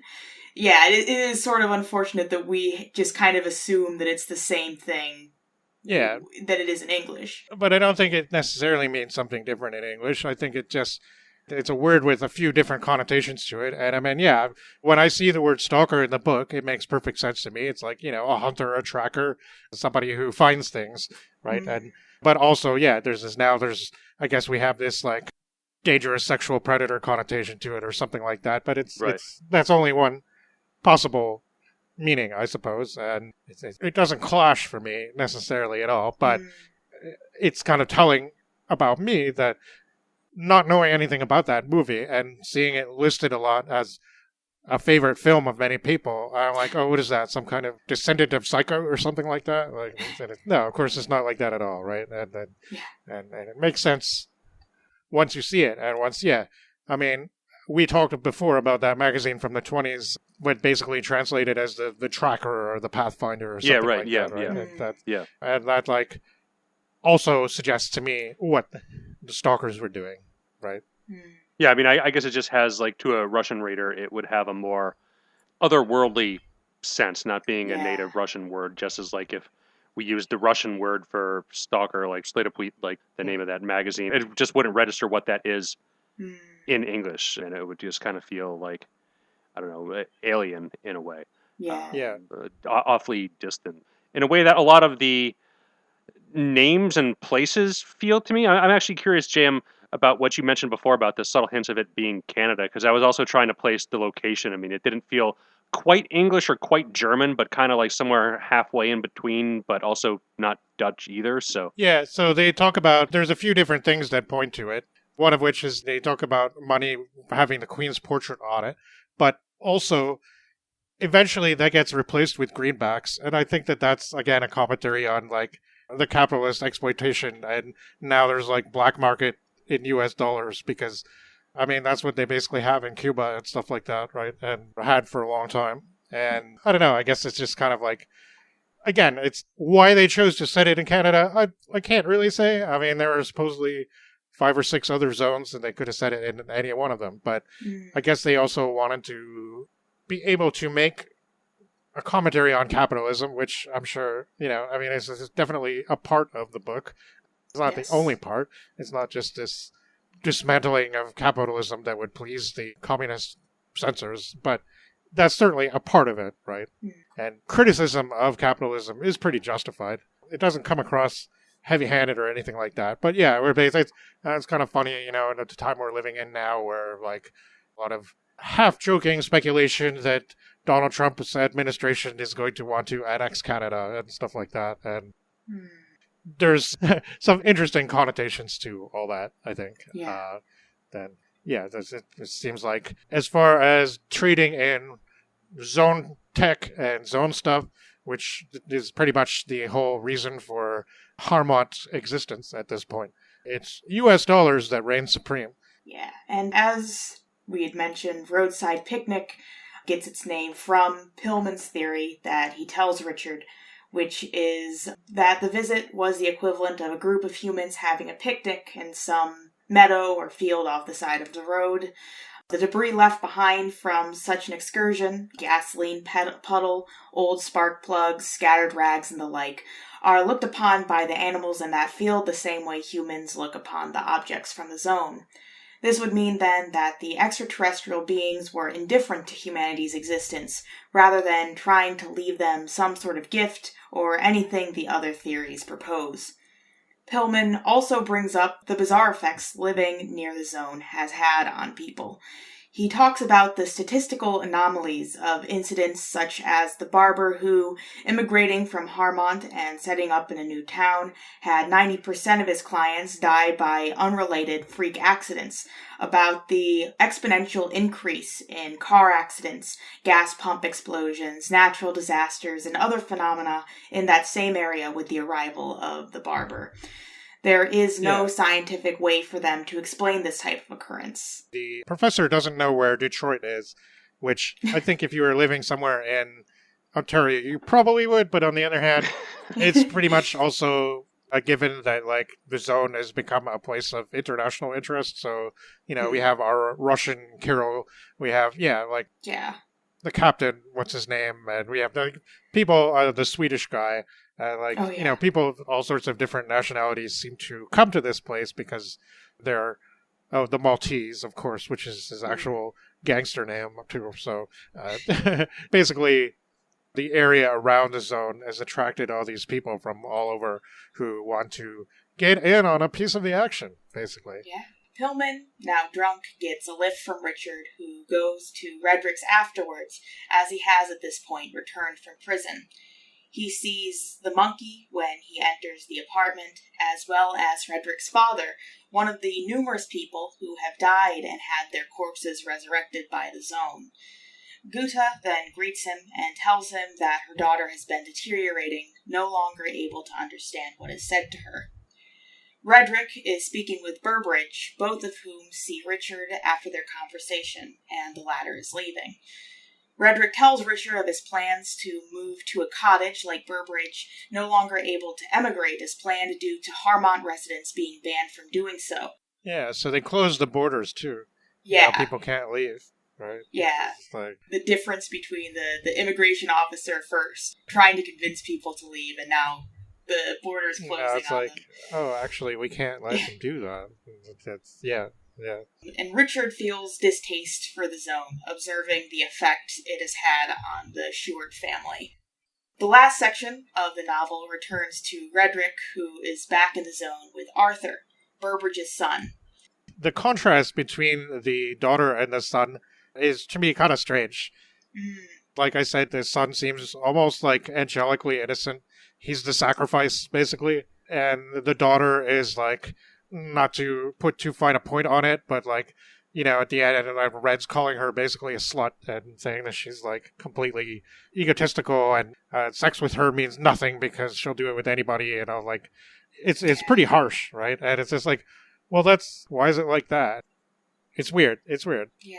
Even besides the sexual aspect, just the conversation that he has with Dina is sort of like, oh, you have no concern for your father after finding out that his legs don't work anymore. Yeah. She does seem just like, in all cases, very selfish and very Right. unconcerned with people around her. And of course, we can't think too highly of Red either, because he's having No. sex with this other woman when he's married to Guta, who's like waiting for him to make his meals and everything like that, and looking after the child, and not going off and abandoning him when he goes to prison for 5 years, right? The movie Stalker does at least make that very clear, that she's not happy about any of this. Yeah. The book is kind of just like, oh yeah, you know, isn't that sweet? She's making him a fish dinner. Like, Yeah. Yeah, I think it's interesting, the difference between Guta in the novel and, like, even though we don't get her name in the film, Guta in the film, where, like, at least we do get the moment in the film where I feel like she's not talking to anybody else. She's talking directly to the camera, kind of about her situation. And you don't get that with, like, obviously a lot of the characters in Stalker have monologues and moments where they're talking about their thoughts, but they're usually directing that. It's one of the other characters. But I felt like in the scene where we get the Guta figure kind of talking about, like, oh, I want to be with him because even though it's like a hardship, there's still like moments of happiness. Without the sadness, I wouldn't have happiness. It feels like she is getting like her own monologue to the camera, like to the audience. Yeah, that makes a lot of sense. Yeah. Yeah. I mean, I still think she still is the same sort of characterization as the waiting wife and when will my husband be back. I can't say that it's still the best representation, but I just thought that was an interesting thing that the film did. Yeah. But yes, Arthur, who again seems to be a little better than his sister, had begged to be taken on this trip, which is to get to the Golden Sphere, as Burbridge had promised Redrick he'd give the location of. Despite multiple offers from Burbridge before, Redrick accepted the map at this point due to a hope, or perhaps even a certainty of a miracle. He finds that Arthur has brought a gun to the zone and convinces him to lose it. Arthur tells him it only has one bullet in it, in case anything happened to him like what happened to his father, and Redrick tells Arthur not to worry about that. Redrick himself knows that Arthur won't really make it out of the zone anyways. He is going to be the required sacrifice for the Golden Sphere. However, Redrick starts to feel sorry for Arthur, and that, along with instinctively saving him from one area of the zone where the atmosphere suddenly turned scalding and left them feeling burned, has him faltering in his resolution to sacrifice him. He decides, though, to rationalize his actions as saving Arthur for the grinder, the last trap before the sphere. He cannot survive that on his own. They find themselves powering through another dangerous area where they have to wade through muck, keeping low to avoid thunder and lightning, almost losing their bearings in the process. Redrick feels his spite towards Burbridge and all of the others who have kept him down rise in him, and feels a vindictive delight at surviving this trip and seeing Burbridge's reaction to Redrick letting his sacrifice his son. They arrive at the sphere, and Redrick allows Arthur to run towards it. He's shouting out his desire, happiness, free, and for everyone, when he is abruptly cut off, the invisible grinder lifting him off the ground and twisting him, killing him. Turning from the scene, Redrick really starts to consider what he wants, what he'll wish for, and considers how things ought to be, or how he thinks they ought to be. Eventually, frustrated, he approaches the Golden Sphere, saying, "I'm an animal. You can see that I'm an animal. I have no words. They haven't taught me the words. I don't know how to think. Those bastards didn't let me learn how to think. But if you really are all-powerful, all-knowing, all-understanding, figure it out. Look into my soul. I know. Everything you need is in there. It has to be. Because I've never sold my soul to anyone. It's mine. It's human. Figure out yourself what I want, because I know it can't be bad. To hell with it all. I just can't think of a thing other than those words of his. Happiness, free for everyone, and let no one be forgotten." Yeah, I mean, I remember the first time I read that, I did kind of think, he's not going to tell us what happened? That's it? I guess I was not really unhappy with it. I was commenting earlier about how I felt about the Cronenberg book, and yeah, I mean, I think especially this time the ending struck me as being very good, very effective. Not just the ambiguity, but the fact that I think it is kind of a hopeful ending in a way. And I think that, like, we spent all this time, and especially during this last chapter, where Red seems to be kind of going off the deep end a little bit, and, you know, he knows he can get to this thing, and he doesn't want Burbage to have it. He wants to help Monkey, but he also wants revenge. And, you know, he wants the bastards to suffer for all the indignities and everything like that. And yet, just before Arthur dies, he seems so happy and he's shouting out the thing that he apparently wants. I mean, does he really? Is that really what's in his heart? I don't know. Maybe it is. I spent the whole chapter kind of wondering, like, I mean, this Arthur kid, what's he like? Is he selfish like the other one? But no, apparently not. You know, he just seems to be this innocent, wide-eyed kid, basically. Is like, just, I don't know. You could picture him being a fan of Gernsback-era science fiction, pretty much. He doesn't seem to have any malice or selfishness in him. And then I feel like in that last moment is when Red has his kind of epiphany, right? And he suddenly questions what he's doing there at all. He's kind of ultimately saying, okay, you can see into my heart, apparently. You're whoever you are, you aliens, you ball of magic freedom, whatever you are. You can tell what I'm really feeling.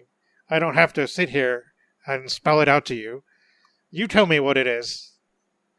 And all we can do is repeat the words that he just heard. And they're not even his words. Ultimately, it seems like his words or his previous thoughts is like, this stalker, this man, he's been loyal. He's had his friends. He's had his family. The world's kind of done him wrong in a lot of ways. And yeah, maybe he's not perfect. He's done a lot of shitty things. Maybe he just did one by leading this poor kid to his death. But yeah, I mean, he doesn't have to be like that. And he ultimately, at the end, seems to realize that. Can the wish be fulfilled? Or is it just going to lead to more disaster? I don't know. You know, some people probably have different interpretations of that. I didn't read the piece Stanislaw Lem wrote about this, but the essay that I did read mentions that. And the writer of the essay seems to think that the ending is more hopeful than Lem does. Yes. And I think that ultimately, I kind of felt the same way, like Red's redemptive moment almost. Like, it's not like he's been terrible throughout, but he has been neglecting a lot of things. He has been so consumed, and increasingly, I guess, consumed with his desire to fix things for himself and those close to him, which ultimately means damage to somebody else, right? It means, like, somebody's going to suffer so that he and his brood, I guess you could say, are more successful and can climb to the top. And it almost seems like he starts out the chapter, and that's what he's been thinking. It's like he's been drinking for months and hanging out with Burbage, and like every time those two hang out, it's like, yeah, there's no love between them, but you can tell that there's the Burbage, and maybe, I don't know, by implication, perhaps the daughter as well, as a negative influence on Red in a way. It's not like Burbage is dominating him necessarily, but maybe just the two personalities coming together is a bad scene. And not just because, I mean, they're not friends. They probably would sell each other out in a heartbeat, right? Except Red can't do that for some reason. He can't bring himself to. When Burbage got injured, he helped him out, and we're not sure if the reverse would be true, but it's definitely heavily implicated that, that guy would have just left him there to die. And so we're supposed to conclude, I think, that Red is the better man and possibly the most honest of the stalkers and the one who would never sell somebody out on purpose. Yeah. And that's a good thing. I mean, that's like to fit the code of these Wild West type figures that we've been seeing through the entire book. That's not the thing that you do, right? And in the end, he's like, he's giving himself up, and even though, you watch Stalker and you can kind of see the more metaphysical side, and that everybody says, Tarkovsky was a very spiritual, even religious person and all that, and you can see all those themes in some of his films, and maybe that's not 100% there in the book, but I think it's still kind of there in that ending where it's almost like, yeah, giving himself up completely to the zone, to like, this is allowing himself to have faith. Yeah. And they say, and this is kind of a double-edged thing, like I don't always feel good about it, but like if you're an alcoholic, you're probably familiar with the 12-step program and all that, and one of the things that they tell you that you need to do is basically admit that you're unable to solve your problems by yourself and give yourself up to a higher power, a divinity of some kind, something higher than yourself that will be able to assist you through these very trying times that are ahead. And I feel like that's the kind of moment that Red is experiencing. I'm not sure if that's what they call the moment of clarity, but it's close to that. I found it very effective. I found it and even as the ending being more explicit and, having like maybe a final chapter where we get to see Red living in his cottage with Gutta and what's happened to Burbage the Vulture and what's happened to Noonan and what's happened to Hamfist Kitty, although I'd love to find out what happened to him. But I think that would have kind of made the book a lot more normal and not stand out as much somehow. Yeah. I'm really happy now with the way the book ended, and I'm glad it didn't really go beyond that. Yeah. You could argue that, we could have got a little more concrete things about the aliens and stuff like that, but we also didn't need that. That story has been told in a lot of other media at a lot of other times, so it's not like every story needs to be that kind of story. This is a different kind of story. This is a very human story. It does lead you to think about things, and I do wonder if a first contact that we have might be kind of like this, in some ways where we can't really figure out what's happened or what it means. And it's over so fast, too, that we're just left to pick up the pieces, and it's not like we're in Star Trek world where we can follow a ship's warp signature to find out where it went. It's like, they're gone, and we may never hear from them again. And the fact that they were here, how much does that really mean to us? Yeah. What does it mean to our faiths and our future prospects and our technology and all this other stuff? And the Strugatskys are really taking all these questions and making you think more deeply about them, which I think is really, really well done and incredible in this book. So, yeah. Yeah, I agree. I really enjoy the ending as well. I do like that ambiguity there. And I think what's really interesting, to your point, JM, about the goodness of Red. I mean, one of the first things we see, there are these like moments, his motivation in the beginning for getting the full empty is to completely help Kirill. There's one moment when Kirill asks him about the price, and Redrick is like, that's not the reason why I'm doing it. He feels almost offended that that's what Kirill brings up. The idea that he's doing it for any monetary value and not for Kirill himself. The instinctive saving of Burbridge, not because of the Golden Sphere, but just to save him and to save Arthur.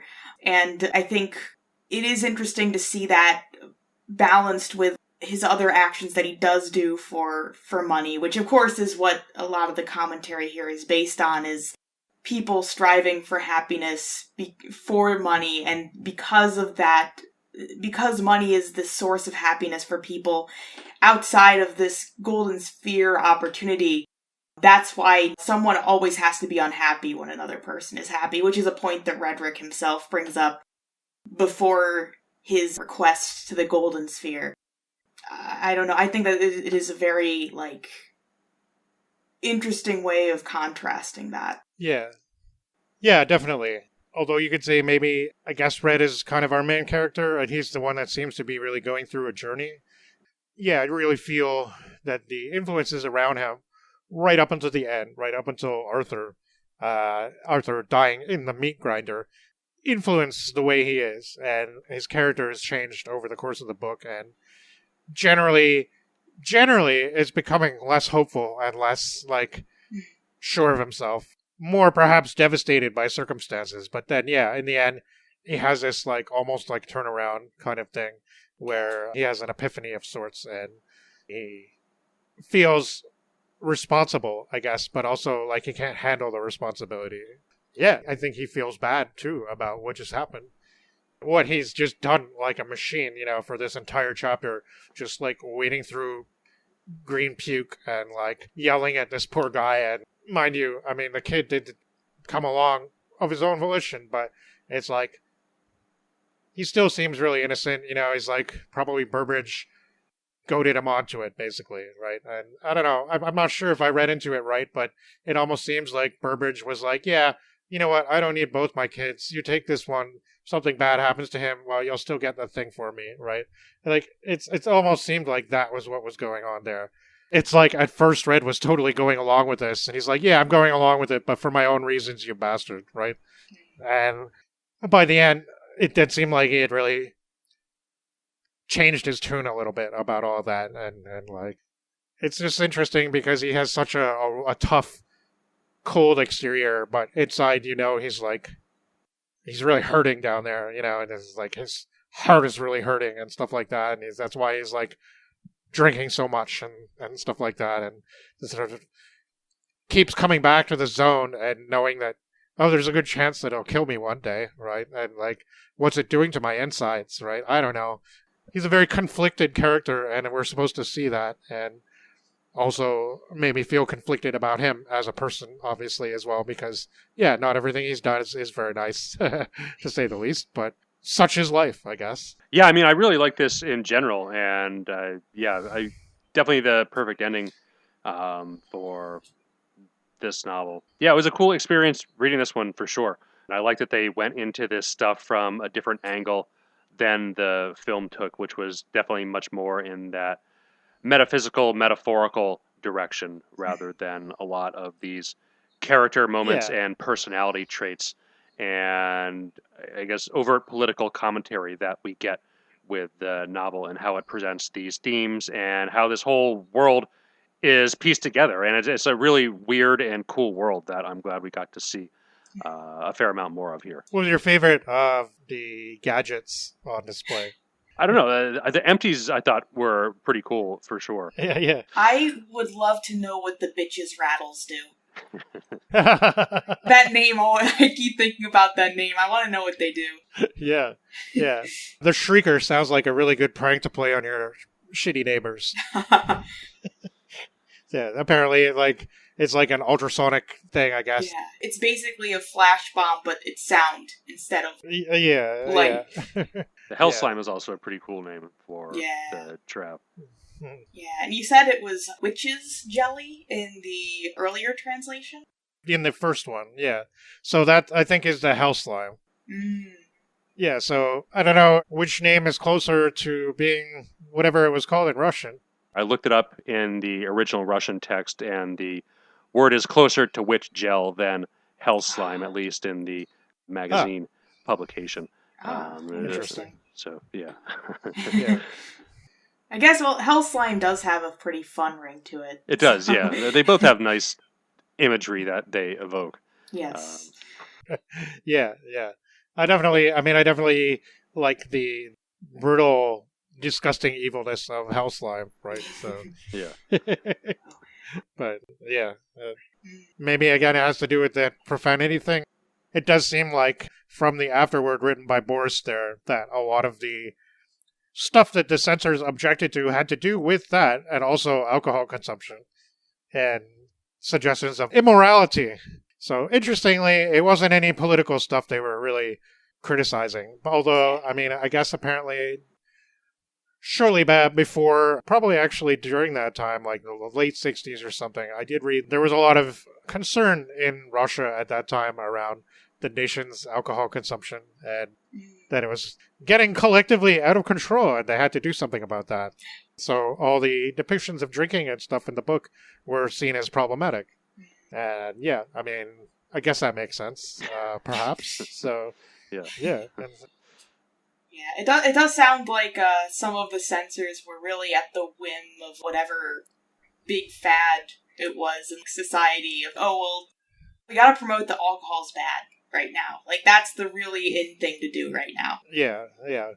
It is interesting to me, both seeing this and commentaries on, especially Solaris, from the Tarkovsky version, that is, what the censors really objected to. And in that one, of course, it was all the talk about God. They didn't like that.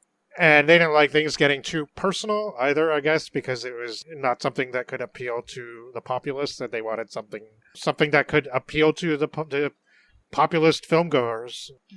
And I guess sometimes Tarkovsky just wasn't that. So that's just as true here in the West, right? So, I don't know. Yeah. The Strugatskys don't seem to have met with a huge amount of resistance. Like Nate said, it is, a lot more relaxed by then. This novel especially would definitely align with the ideas of the state, because, it is very anti-capitalism. Look at the immorality of the West and the immorality that capitalism causes, which, I definitely think that's a message that I can agree with when faced with how the Strugatskys here handle it. So I can see why they wouldn't really object to that part of this novel. And I did read that even though it seems like they were greeted generally with favor, I did read that they were kind of uncomfortable with some of the scrutiny they were under. When you see something in Russia, like in the Soviet Union, like the Municipal Film Appreciation Society or something like that, translated in English, and it sounds kind of innocuous, but then the more you read about it, you're like, oh, this is like a nationally funded political body, and they actually can tell you pretty much straight up whether your film or your book or whatever is going to get published, right? And then, it's not even so much that they have the power to say no, it's that they pretty much dictate what's right and what's wrong to be put out there and disseminated to the public. I feel like even if the attention you're getting is positive, when organizations like that are talking about your work and discussing you as an artist and stuff like that, it could make your skin crawl a little bit just to even be exposed to the kind of attention, right? And I'm in favor of things like nationally funded art things and all that. I think it's a good thing, but I don't think they should have a direct say on what can and cannot be considered true or something that should be put out there, and, be having the power to just basically throw your work into the dust is too much, right? Yeah. Yeah, it seems like that's perhaps something that bothered them, and even though we were getting into, an even more relaxed time, and it would have been interesting to see Arkady died in 1991 or something. Yeah. Yes, it was 2 months before the fall of the Soviet Union. Right.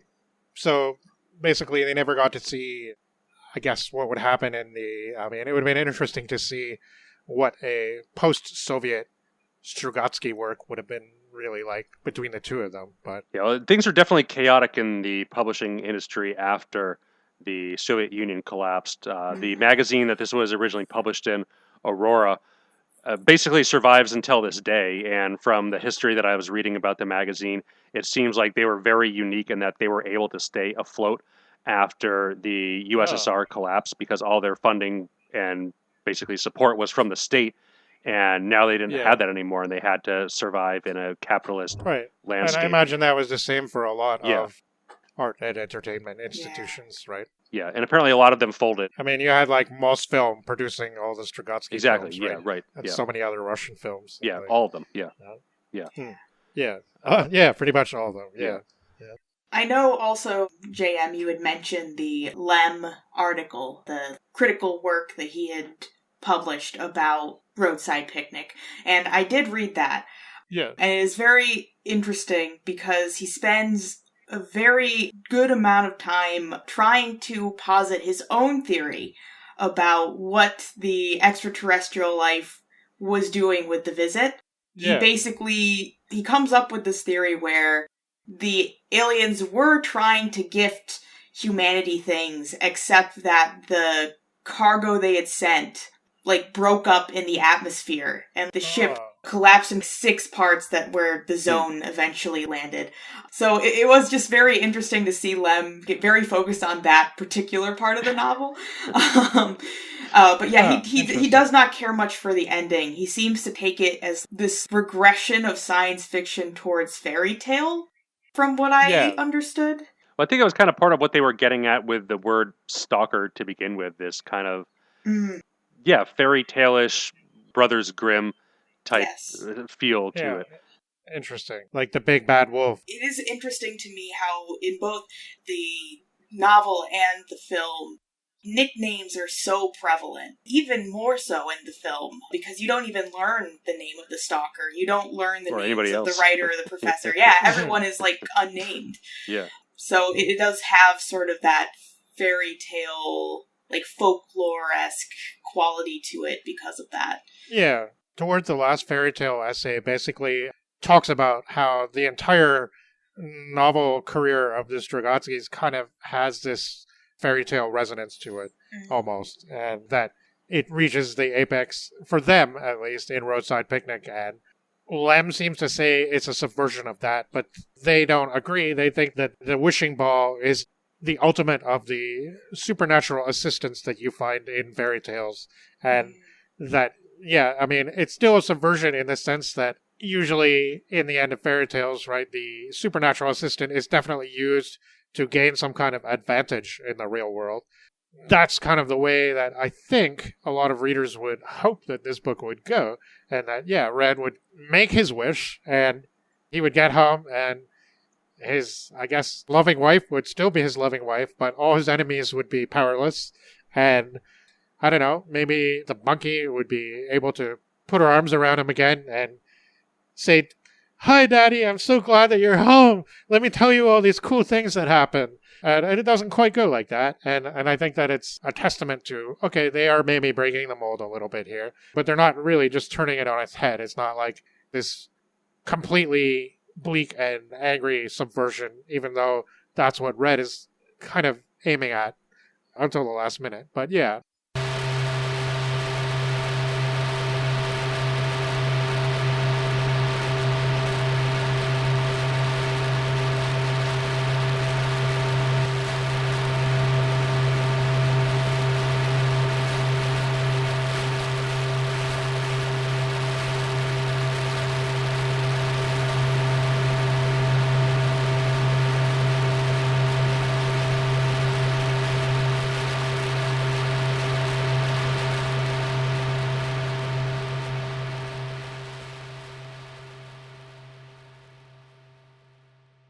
I didn't really think about that aspect so much until I read that. And I'm like, yeah, I can kind of see that. Maybe Stalker has a little more of that because of, I guess, the sort of, I'm not saying this in a negative way, but the sort of generic quality of the characters, and that they're not even given names, they're just named after their professions, basically, and they represent things. Yeah. They're just very symbolic, whereas I'm not sure the book is very symbolic, right? I don't know. I do think that Tarkovsky definitely wants more of an allegorical feel to Stalker. Yeah. It may be more parable-esque than a fairy tale necessarily. Just because I think that he is more concerned with the spiritual nature of it. It is interesting that the Strugatskys still did write the script for Stalker. They said that they wrote like 9 scripts before Tarkovsky. Yeah, so Arkady had something to do with that, right? I think both of them did. Okay. I definitely saw Arkady's name in the opening credits. Yeah. There is this really fun, it's like about 4-page article, and I believe it was written by Arkady, where he talks about working with Tarkovsky. And they said about 9 versions of the script, and the penultimate one they started shooting, which sounds very different. They mentioned there's a character in it named Alan, who is supposed to be Redrick, and then the film was damaged and they had to start it all over again. And that's why there's 2 parts. If it was 2 parts, they could get extra money so that they could remake the damaged film. There is a really interesting little excerpt here. This was from, I believe, Arkady said this, and not Boris. It seems like Arkady is the one that has a lot of material and like articles that he's written. He said, Andrei Tarkovsky was cruel to us, uncompromising and damned rigid. All our modest attempts at creative mutiny were mercilessly suppressed. Only once, I think, did we succeed in changing his mind. He agreed to delete from the film the time loop we had invented for him, a monotonous repetition of a tank column that had perished in the zone. It repeatedly crossed the little half-destroyed bridge. For some reason, this trick fascinated him. He clung to it to the last, and only with a strong joint effort could we convince him that this plot device was trivial and had been done 1,000 times before. Finally, he agreed, but I think only because he liked our general idea that there was to be as little as possible of the fantastic in the zone, only a permanent expectation of something supernatural, a maximum of suspense fueled by this expectation, and nothing more. Green plants, wind, and water. Yeah, that's what you get. Which I think is a pretty cool approach to this story. Again, it's a lot different from the book. No hell slime here, really, though you did get like a kind of wavy set of coals at one point, though I don't know if that qualifies as hell slime. But yeah, definitely a lot more metaphysical and metaphorical and spiritual in general. Tarkovsky is obviously a master of filmmaking, and this is definitely no exception for sure. I forgot how good the sound design and music was in the film, so that was nice. It's really, really awesome, for sure. Yeah, JM and I had mentioned that during the break, where, like, the soundtrack is incredible. I was actually, when I was writing up my notes and, like, reading some of the articles for it, I just had that playing on YouTube in the background, because I just think it's such a great score. I think it's called Meditation is the one that plays several times throughout the film. Really great music. And yeah, the sound design in general is great. Yeah, and the way it kind of merges music with, like, the sounds of the landscape and, like, machines, trains, and water, and like all this different stuff that's sort of blurring the lines between obviously the most prominent pure musical thing is that Moog synthesizer or whatever it is that's doing that theme repeatedly in the movie. That's very, very simple but very, very haunting. Yes. But then there's all these like industrial sounds and stuff like that that are incorporated into that, and it makes very good use of stereo mixing as well. As I was listening to it on headphones, I really noticed that. And I guess probably original home video owners of this movie might have not picked up on all that, but I'm assuming the original cinema release was probably in stereo, at least. Really cool manipulation of sounds through the different, almost three-dimensional space, oral space. It's a really interesting way to go about it, and there's a lot of the movie is almost silent, right? Except for those sonic additives. And it certainly pulls you in to the atmosphere. This film and Solaris have to be some of the most divisive films that I'm aware of. Just in terms of the fact that, like, to some people, they're cinematic masterpieces. And to some others, they couldn't think of a worse way to spend an evening than to watch one of these films. And I don't know. I guess I can kind of see, like, it just... Obviously, I kind of want to lean more into the former camp. But it is a lot of work to watch these movies, kind of, in a way. Especially if you're not understanding the language. And that's not a barrier for everyone. But for some people, the length, the fact that...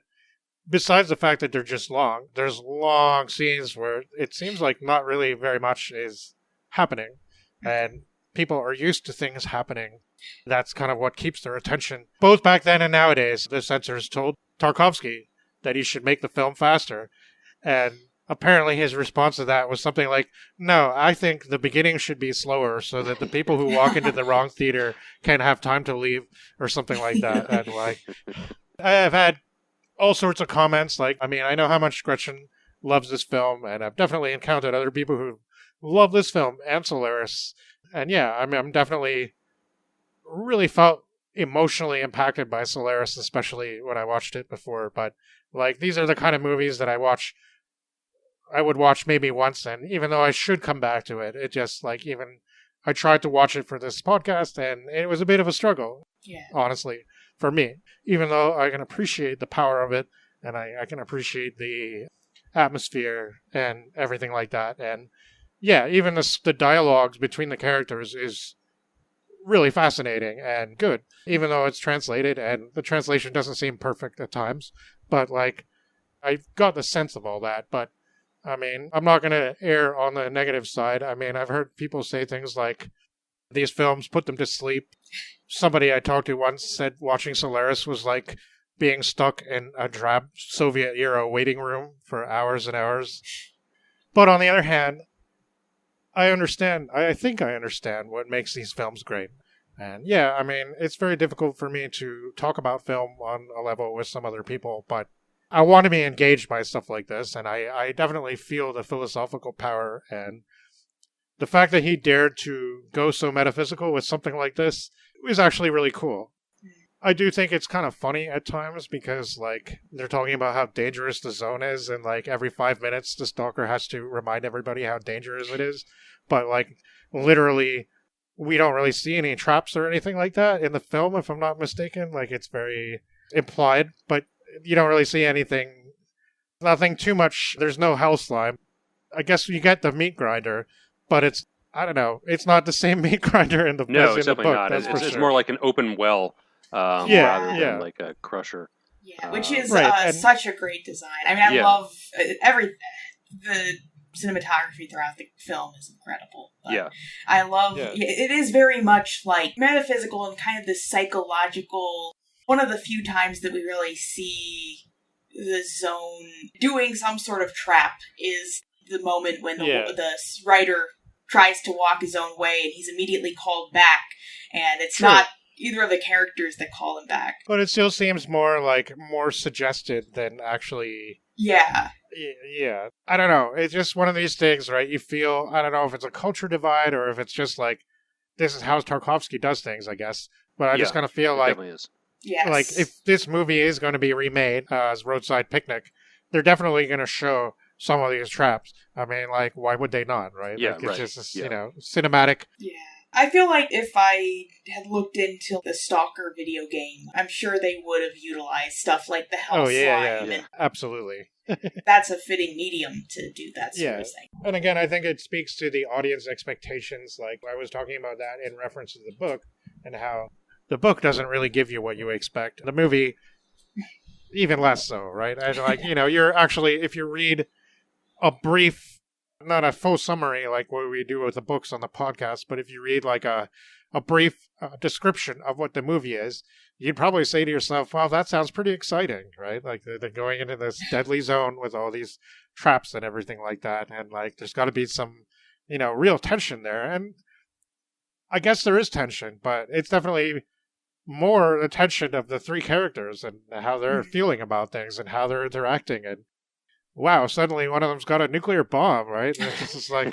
Yeah, I will say that if there is one moment that to me I could count as sort of unintentionally funny, it is their reaction to him having a bomb. Yeah. They take it, honestly, very well. Yeah. Yeah. I mean, I guess they've made it that far, I mean, what's a bomb gonna do? Yeah. I guess it's like they've already encountered so many dangers that I suppose being a little numb to that is understandable. Yeah, for sure. And you can't be too hard on Stalker because, unlike the book, it has a really cute dog in it, right? Yeah, the dog is really well behaved. he does do a lot of cute things. Yeah. Yeah. Bird is pretty cool, too. Yes. And some weird editing techniques on that. There was also like another part where there was like a strange blurring effect and some of the stuff. But yeah, again, it's subtle with what the zone is doing and its strangeness. I mean, really a lot of the atmosphere and mood comes from these scenes that Tarkovsky is setting up with how he's framing the shots and how he has certain things like move from one side to the other. It's just fascinating to watch and how that all plays out. Yes. It is Tarkovsky utilizing the cinematography to show the effects of the zone in very subtle ways. There's this one part when they first reach the zone and Stalker tells the professor to go first, and then the writer, and then he goes, and the next shot you see, I think it's the professor is in front, and then him and the writer, like, they somehow managed to, like, completely shift. Yeah, right. And it's like, of course it could just be interpreted as maybe this is a little while later, but I like to think that it was almost, like, consecutive that happened. Yeah. And they somehow just managed to switch places in some weird, inexplicable way. Yeah. Like a blink or something like that. Yeah. It's definitely a cool part, and you almost get the sense you're going around in circles at sometimes, and feels very much in the language of silent film and the way he's composing the shots and how the characters interact with one another. Almost like there could be no dialogue whatsoever, and it would still manage to accomplish a lot but of the then same you'd miss all these really interesting things, like just random tirades about, not really random, but about stuff like how weakness is true strength, and hardness and strength is in fact weakness. All that cool stuff would be gone, right? That's like... Yeah, the dialogue is good between the characters and how their inner selves and true natures propel themselves through this maze of the writer being wrapped up in his worldly reputation and riches, wanting to be not only an accomplished writer, but one recognized and seen as a great, whereas the professor is more of a destructive force. And you feel that play out not only with their actions, but how much time they take up in the narrative. I mean, the professor is mostly in the background, not saying too much, whereas the writer is constantly moving around and nervous and just kind of spilling out his inner feelings to the other two a lot. I think it's interesting in that way how, like, characters sort of misjudge each other, and there's always sort of this coming back to, like, oh, well, the way that they first appear are not how they are by the end of the film, or how you see them by the end of the film. Right. Yeah, the writer character definitely makes me think of young artists, kind of type people who sometimes get so self-conscious about what they're doing and start feeling like everything they've done is worthless. And it's very, very angsty, but I think it's very well done as well. It feels quite real, I guess. I feel like I don't really understand the Stalker character the way I understand Red in the book, almost. But at the same time, maybe that's on purpose. He's a little bit more enigmatic, not quite as... I don't know, not quite as coarse on the exterior, but he's also just as driven. The two scenes with his wife, who I don't know that she has a name in the movie. No, I don't believe so. Yeah, I don't think nobody as does. Nate says, nobody. Well, just the monkey. Name. Yeah, although that also is perhaps a title. That's just the nickname. That's the nickname in the book. Her real name is Maria. It's only mentioned once, but if you catch it, I think also the way she is portrayed there is really interesting. Like, she's only in a couple of scenes at the beginning and at the end. And at the beginning, she's very angry. And at the end, she's not the woman in the book, but she's more quiet and more resigned, but also clearly loves her husband despite everything. And here it seems like more patient and forgiving and less angry. Yeah. It feels very classic Russian somehow. I don't know, like something a character you'd find in a Dostoevsky book or something like that. I mean, it's interesting because that was clearly an influence on Tarkovsky. Oh, sure. Like, it wasn't this movie, but with Solaris, Lem was really mad at Tarkovsky, and he's like, it's like you've written Crime and Punishment in space, and like, you know. Yeah. I was about to mention actually Crime and Punishment because doesn't I can't think of, it's been a while since I've read it. Doesn't the main female character, she like waits, there's like the epilogue where she waits for Raskolnikov like 3 years to come out of prison. Yeah. Sonia, I think her name was, right? Sonia, I believe so. Yeah, it's been a while since I've read that one too.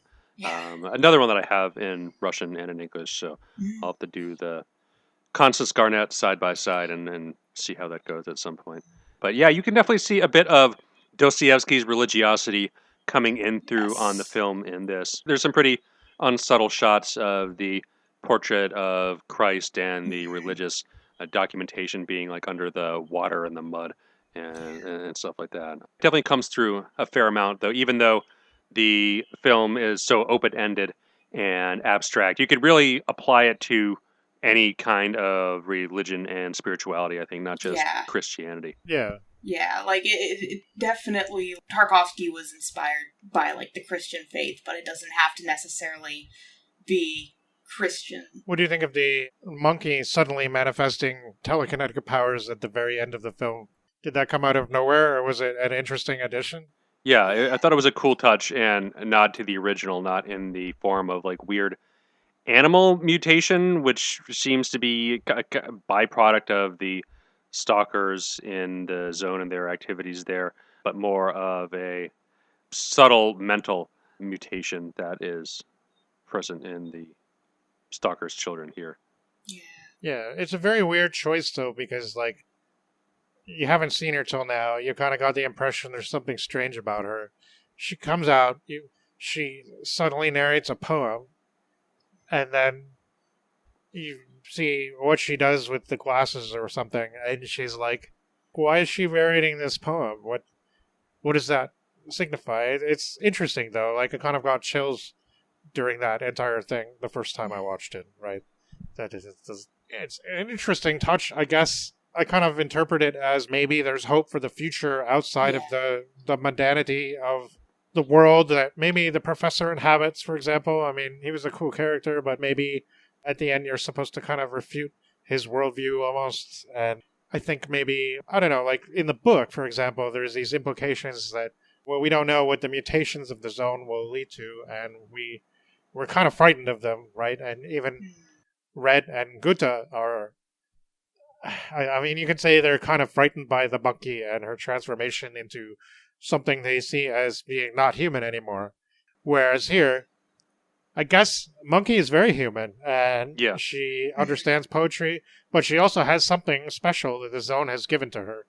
And maybe this is the future, and I don't know, apparently most people are walking contradictions, right? So Strugatsky frowned on science fiction. He didn't like it. He said he didn't like it. I said it was like comic book frivolity and just absurd. But he made 2 classic science fiction films, and also he believed in things like ESP and flying saucers and stuff like that. And I'm always very puzzled by reading or hearing about people who like believe in UFOs and stuff and yet scoff at science fiction. To me, it seems weird, but there you go. You get people like that, right? To me, I haven't read or seen any UFO accounts that are quite as fascinating as the most fascinatingly thought out science fiction stories. But maybe it's just because most of the people who tell these kind of tales are not, I guess, not writers on the level of the Strugatskys or Tarkovsky, maybe, you know, I don't know. This is kind of interesting to me that apparently, I guess you can dismiss an entire genre and yet work in it effectively. And probably Tarkovsky would probably say, oh, my films are not science fiction. They're spiritual quests into the inner depths of the human soul. Right? Metaphysical allegories about God. But don't say it's symbolism. Tarkovsky says there's no symbolism in Stalker. It's just life. Right? And sometimes you make it, sometimes you don't. I am glad to know that despite apparently Tarkovsky suppressing them with an iron fist, it does seem like the Strugatskys were pretty happy with the final product of Stalker, which is, again, more than can be said for Lem, who definitely does not like Solaris. Yeah, I mean, the film is definitely different than the novel, but I think it works incredibly well. I mean, beyond the masterful cinematography aside, and it's unique, and it leaves an impression on you. It interprets the stuff from the book differently, like it's no longer the golden sphere, instead it's a mysterious room we never see and the characters never enter, but it works as this powerful mirror of the true nature of the self. Yeah. It is interesting, too, because I feel like due to Stalker being on my mind, I kind of assume that's how the sphere works in Roadside, but it doesn't necessarily have to work that way either. It could just be like stating one's wish rather than, I mean, Redrick says like, look into my soul, look and see what is in there and make that the case. Perhaps that wasn't necessarily how it works. I mean, Burbridge seems to have wished for his correct children. me if I'm wrong, but there's no actual conversation equivalent to the chapter in the book with Pellman, how he talks about like the roadside picnic and all that. No. There's not really So in the film, to me anyway, the zone seems more planned. I don't know if you guys like. It seems more, and again, maybe that fits in with the possible religious implications in the film, and that Tarkovsky was feeling. But it seems like the zone in the movie is more orchestrated. It doesn't contradict itself, whereas in the book, it fits the concept of the roadside picnic in that a lot of it just seems like random stuff thrown around, right? And that's why especially you have to be careful, because, yeah, like, there's no pattern to it, so you just have to feel your way around and use intuition and use your senses to the maximum of their ability. It says things like, people can only get there if they're desperate, not if they're good or bad. None of that stuff matters if they're lost. And it kind of makes me think of a thing that, like the Bible, which I didn't mention there's a whole story around this, but I got this new reading device that I bought from somebody in the United States, and when I got it, it had 32 different English translations of the Bible on it.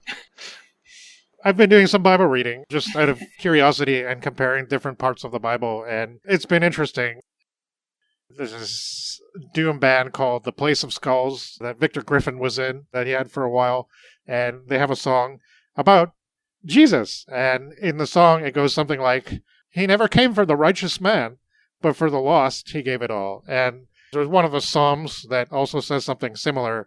Actually, no, it's not one of the Psalms. It's something in the New Testament. It's one of the letters. I think it's in, like, Timothy or something like that. And he's basically explaining, I think it's the Apostle Paul, and he's basically explaining that the law, as in, like, the law of Israel in the Old Testament, was not made for people who were naturally and morally on the right path. It was made for other people, everybody else. And there's kind of a bad side to that, because, it's like, I don't know, it's one of the most contentious parts of the Bible. And yes, it is in the New Testament, and where most translations basically put homosexuality alongside rapists and murderers and slave traders and stuff like that.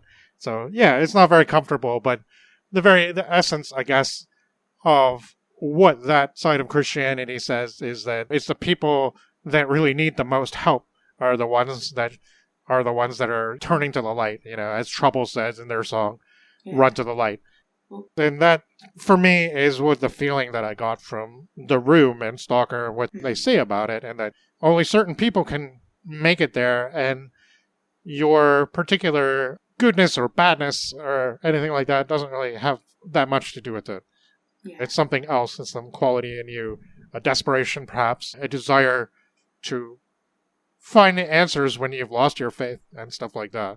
Yeah, I think that also ties in with what you have with the Stalker's idea about weakness and, like, pliability, and sort of to be strong and to be hard is not the way to be. To be weak, it's very the meek inheriting the earth sort of thing, where, it's sort of the ones that are downtrodden and the ones that are lost and the ones that don't have that hope are the ones that will be helped. It's about facing your true self and your innate discomfort with the world around you, and not putting on this kind of facade to deal with it. Yeah, it's definitely interesting commentary, and characters are certainly more archetypes than actual people, but the way they interact with each other and how they come to these realizations at the end through their actions and these experiences throughout the film, and what that makes them trigger inside themselves and realize about their own natures, I think is, again, really good take on the construct of the novel's Golden Sphere. Cool. Yeah, maybe a little bit less enamored of certain qualities of the film, but that's all on me. I mean, I certainly, I'm glad this film exists, and I do appreciate the things about it that I think I can appreciate. And it's really cool that this is one way to interpret Roadside Picnic. It won't duplicate the setting or the old school gangsterish dialogue and names and stuff like that. I personally feel that that's part of the charm of the book as I read it in both translations, and I'm a fan of that kind of stuff. What can I say? Like, the noir, it just works for me. It's fun, and it adds this thing to Roadside Picnic where, Roadside Picnic is actually, it does kind of cover some of those metaphysical themes that Stalker does. It's not quite so, I don't know. Yeah, I don't really get all those religious implications. No. I wasn't really thinking about the Bible when I was reading it and stuff like that. And no. I feel like the metaphysical aspect, again, is sort of balanced with, like, the more political, like, social aspect of it, which really fits with, like, the vagueness versus the more solid aspects of it. And it's cool that Tarkovsky did include some of that social commentary in the film in itself. I mean, the very obvious use of the sepia filter for the city scenes and the kind of drab police state that they live in at the beginning, which is, again, a part of the novel as well. Like, it's not exactly the main focus of the commentary that the Strugatskys were going for. So a couple quick things in the film that I just wanted to mention real quick. I remember saying that when we covered Journey to the Center of the Earth way back, that'd be cool to see like a Tarkovsky adaptation of that film. And in some ways, you do kind of get that with Stalker, of all these like tight scenes through flooded caverns and all that stuff here. You could see that working well with Vern's story in less of an adventure mode. But in complete contrast to Stalker, I didn't realize that the Stalker's wife played the lead character in this one film that I had watched a while ago and really liked, called Office Romance, which was shot around the same time, which is like, again, the total opposite of Stalker, and that it's like this happy, cheery, heartwarming, romantic comedy. Wow. I was wondering why she had top billing in the film. She actually literally is the first cast member mentioned. Yeah. And I was like, wow, okay. I mean, she's not in the movie that much. She had some star credential. She was in a lot of movies apparently, but yeah, I watched this one Office Romance that was shot around the same time as Stalker, and she plays like this strict but stern bureaucrat who heads up like a government statistics office or something like that. The male romantic lead is this kind of like clumsy guy down on his luck that works at a lower position, and yeah, it's a really good, funny movie that's like the total opposite of this. But she's great in both roles, even though they couldn't be more different from one another. That's another one that's like almost 3 hours long. Again, shot in two parts, I guess, due to how the Soviet Union set up the film industry with the multi-part films or whatever. For whatever reason, it might have been an advantage. But yeah, if you want something different from the same actress, definitely check that one out, because I like that film a lot. The first time I was ever exposed to anything to do with Stalker was actually, Odd Link was there was a band from Norway. They were called Virus. And it was basically the second incarnation, almost, I guess, in a way, of this sort of weird black metal band called Vedbuensende. And the drummer switched to guitars, and he was the vocalist, and they put out this album called Carhartt, and I think 2000 or something like that. And it seems like that and the band as a whole was quite influenced by the movie Stalker. And they had a track on the album called, I think it's a track called Bandit or something like that. And it's almost an instrumental, but it has this long sample in the track from Stalker, and it's the wife berating Stalker at the beginning of the film. Of course, it's all in Russian, and I didn't understand a word. And after that, she's crying, and I have to admit that I didn't know what was going on in the sample, and I thought that the noises she was making were a very different kind of noise. I thought she was expressing ecstasy, and I was like, oh, okay, that's interesting. It's one of those, and yeah, you watch it, it's something completely different, but yeah, I was just kind of thrown by that, because like, oh, here's that sample. Oh, okay, she's just angry and crying because she's really upset. And it's like, yeah, all right, I completely misread that. Like, but yeah, good band, Virus, if you like. What is it? Somebody described them once as Voivod meets the Talking Heads or something like that. Really cool band. That definitely lots of Stalker references in the vibe and the lyrics and the aesthetic and stuff like that. So yeah, well, this was a really cool discussion. Really quite a lot to get into with this story, and I had a feeling there would be quite a bit. So I'm glad that this was picked and that we have been able to share our thoughts. And yeah, I know Roadside Picnics have a quite popular book these days. It's been talked a lot about online and elsewhere, and certainly more read now probably than it's ever been in the past, thanks in part to that 2012 English translation. I think most people nowadays are getting that. And cool. It was definitely a good one. And yeah, hopefully we've given you, the audience, the people gathered around our zone, a little insight into how we felt about this, and maybe giving you a new perspective. We do have something a little more, I don't know, maybe a little more lighthearted coming up next. Returning to the old school pulp milieu a little bit, and we're going to be talking about some early space operas and that kind of style. We're going to call it Sword and Planet because, yeah, that's generally the type of stories that you saw in Planet Stories. And at least one of our tales that we will be talking about actually can be found in Planet Stories in some capacity. I think we'll be reading the book published version. That's what I would recommend anyway, but we'll certainly talk about that a little more as it comes up. But we're going to be talking about 3 authors that we have actually discussed on the podcast before. And the first one will be Edgar Rice Burroughs and The Princess of Mars.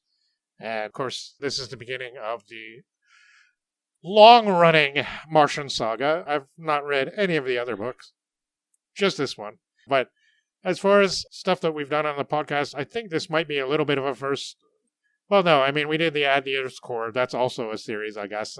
But this one goes on for many, many books. And we're only going to be talking about the first one at this point. Who knows if we'll want to do more. Burroughs is obviously a very influential writer to many of the, especially U.S. authors who grew up in the 10s and 20s and 30s and so on. Yeah, somebody who is still quite well-read today, I think. Maybe more so than the other authors we'll be talking about, which is a shame, because we'll be returning to C.L. Moore, and that is Catherine Lucille Moore, and her first published story, Shambleau, which it's a Weird Tales tale, and it was, I believe, the first thing she ever published.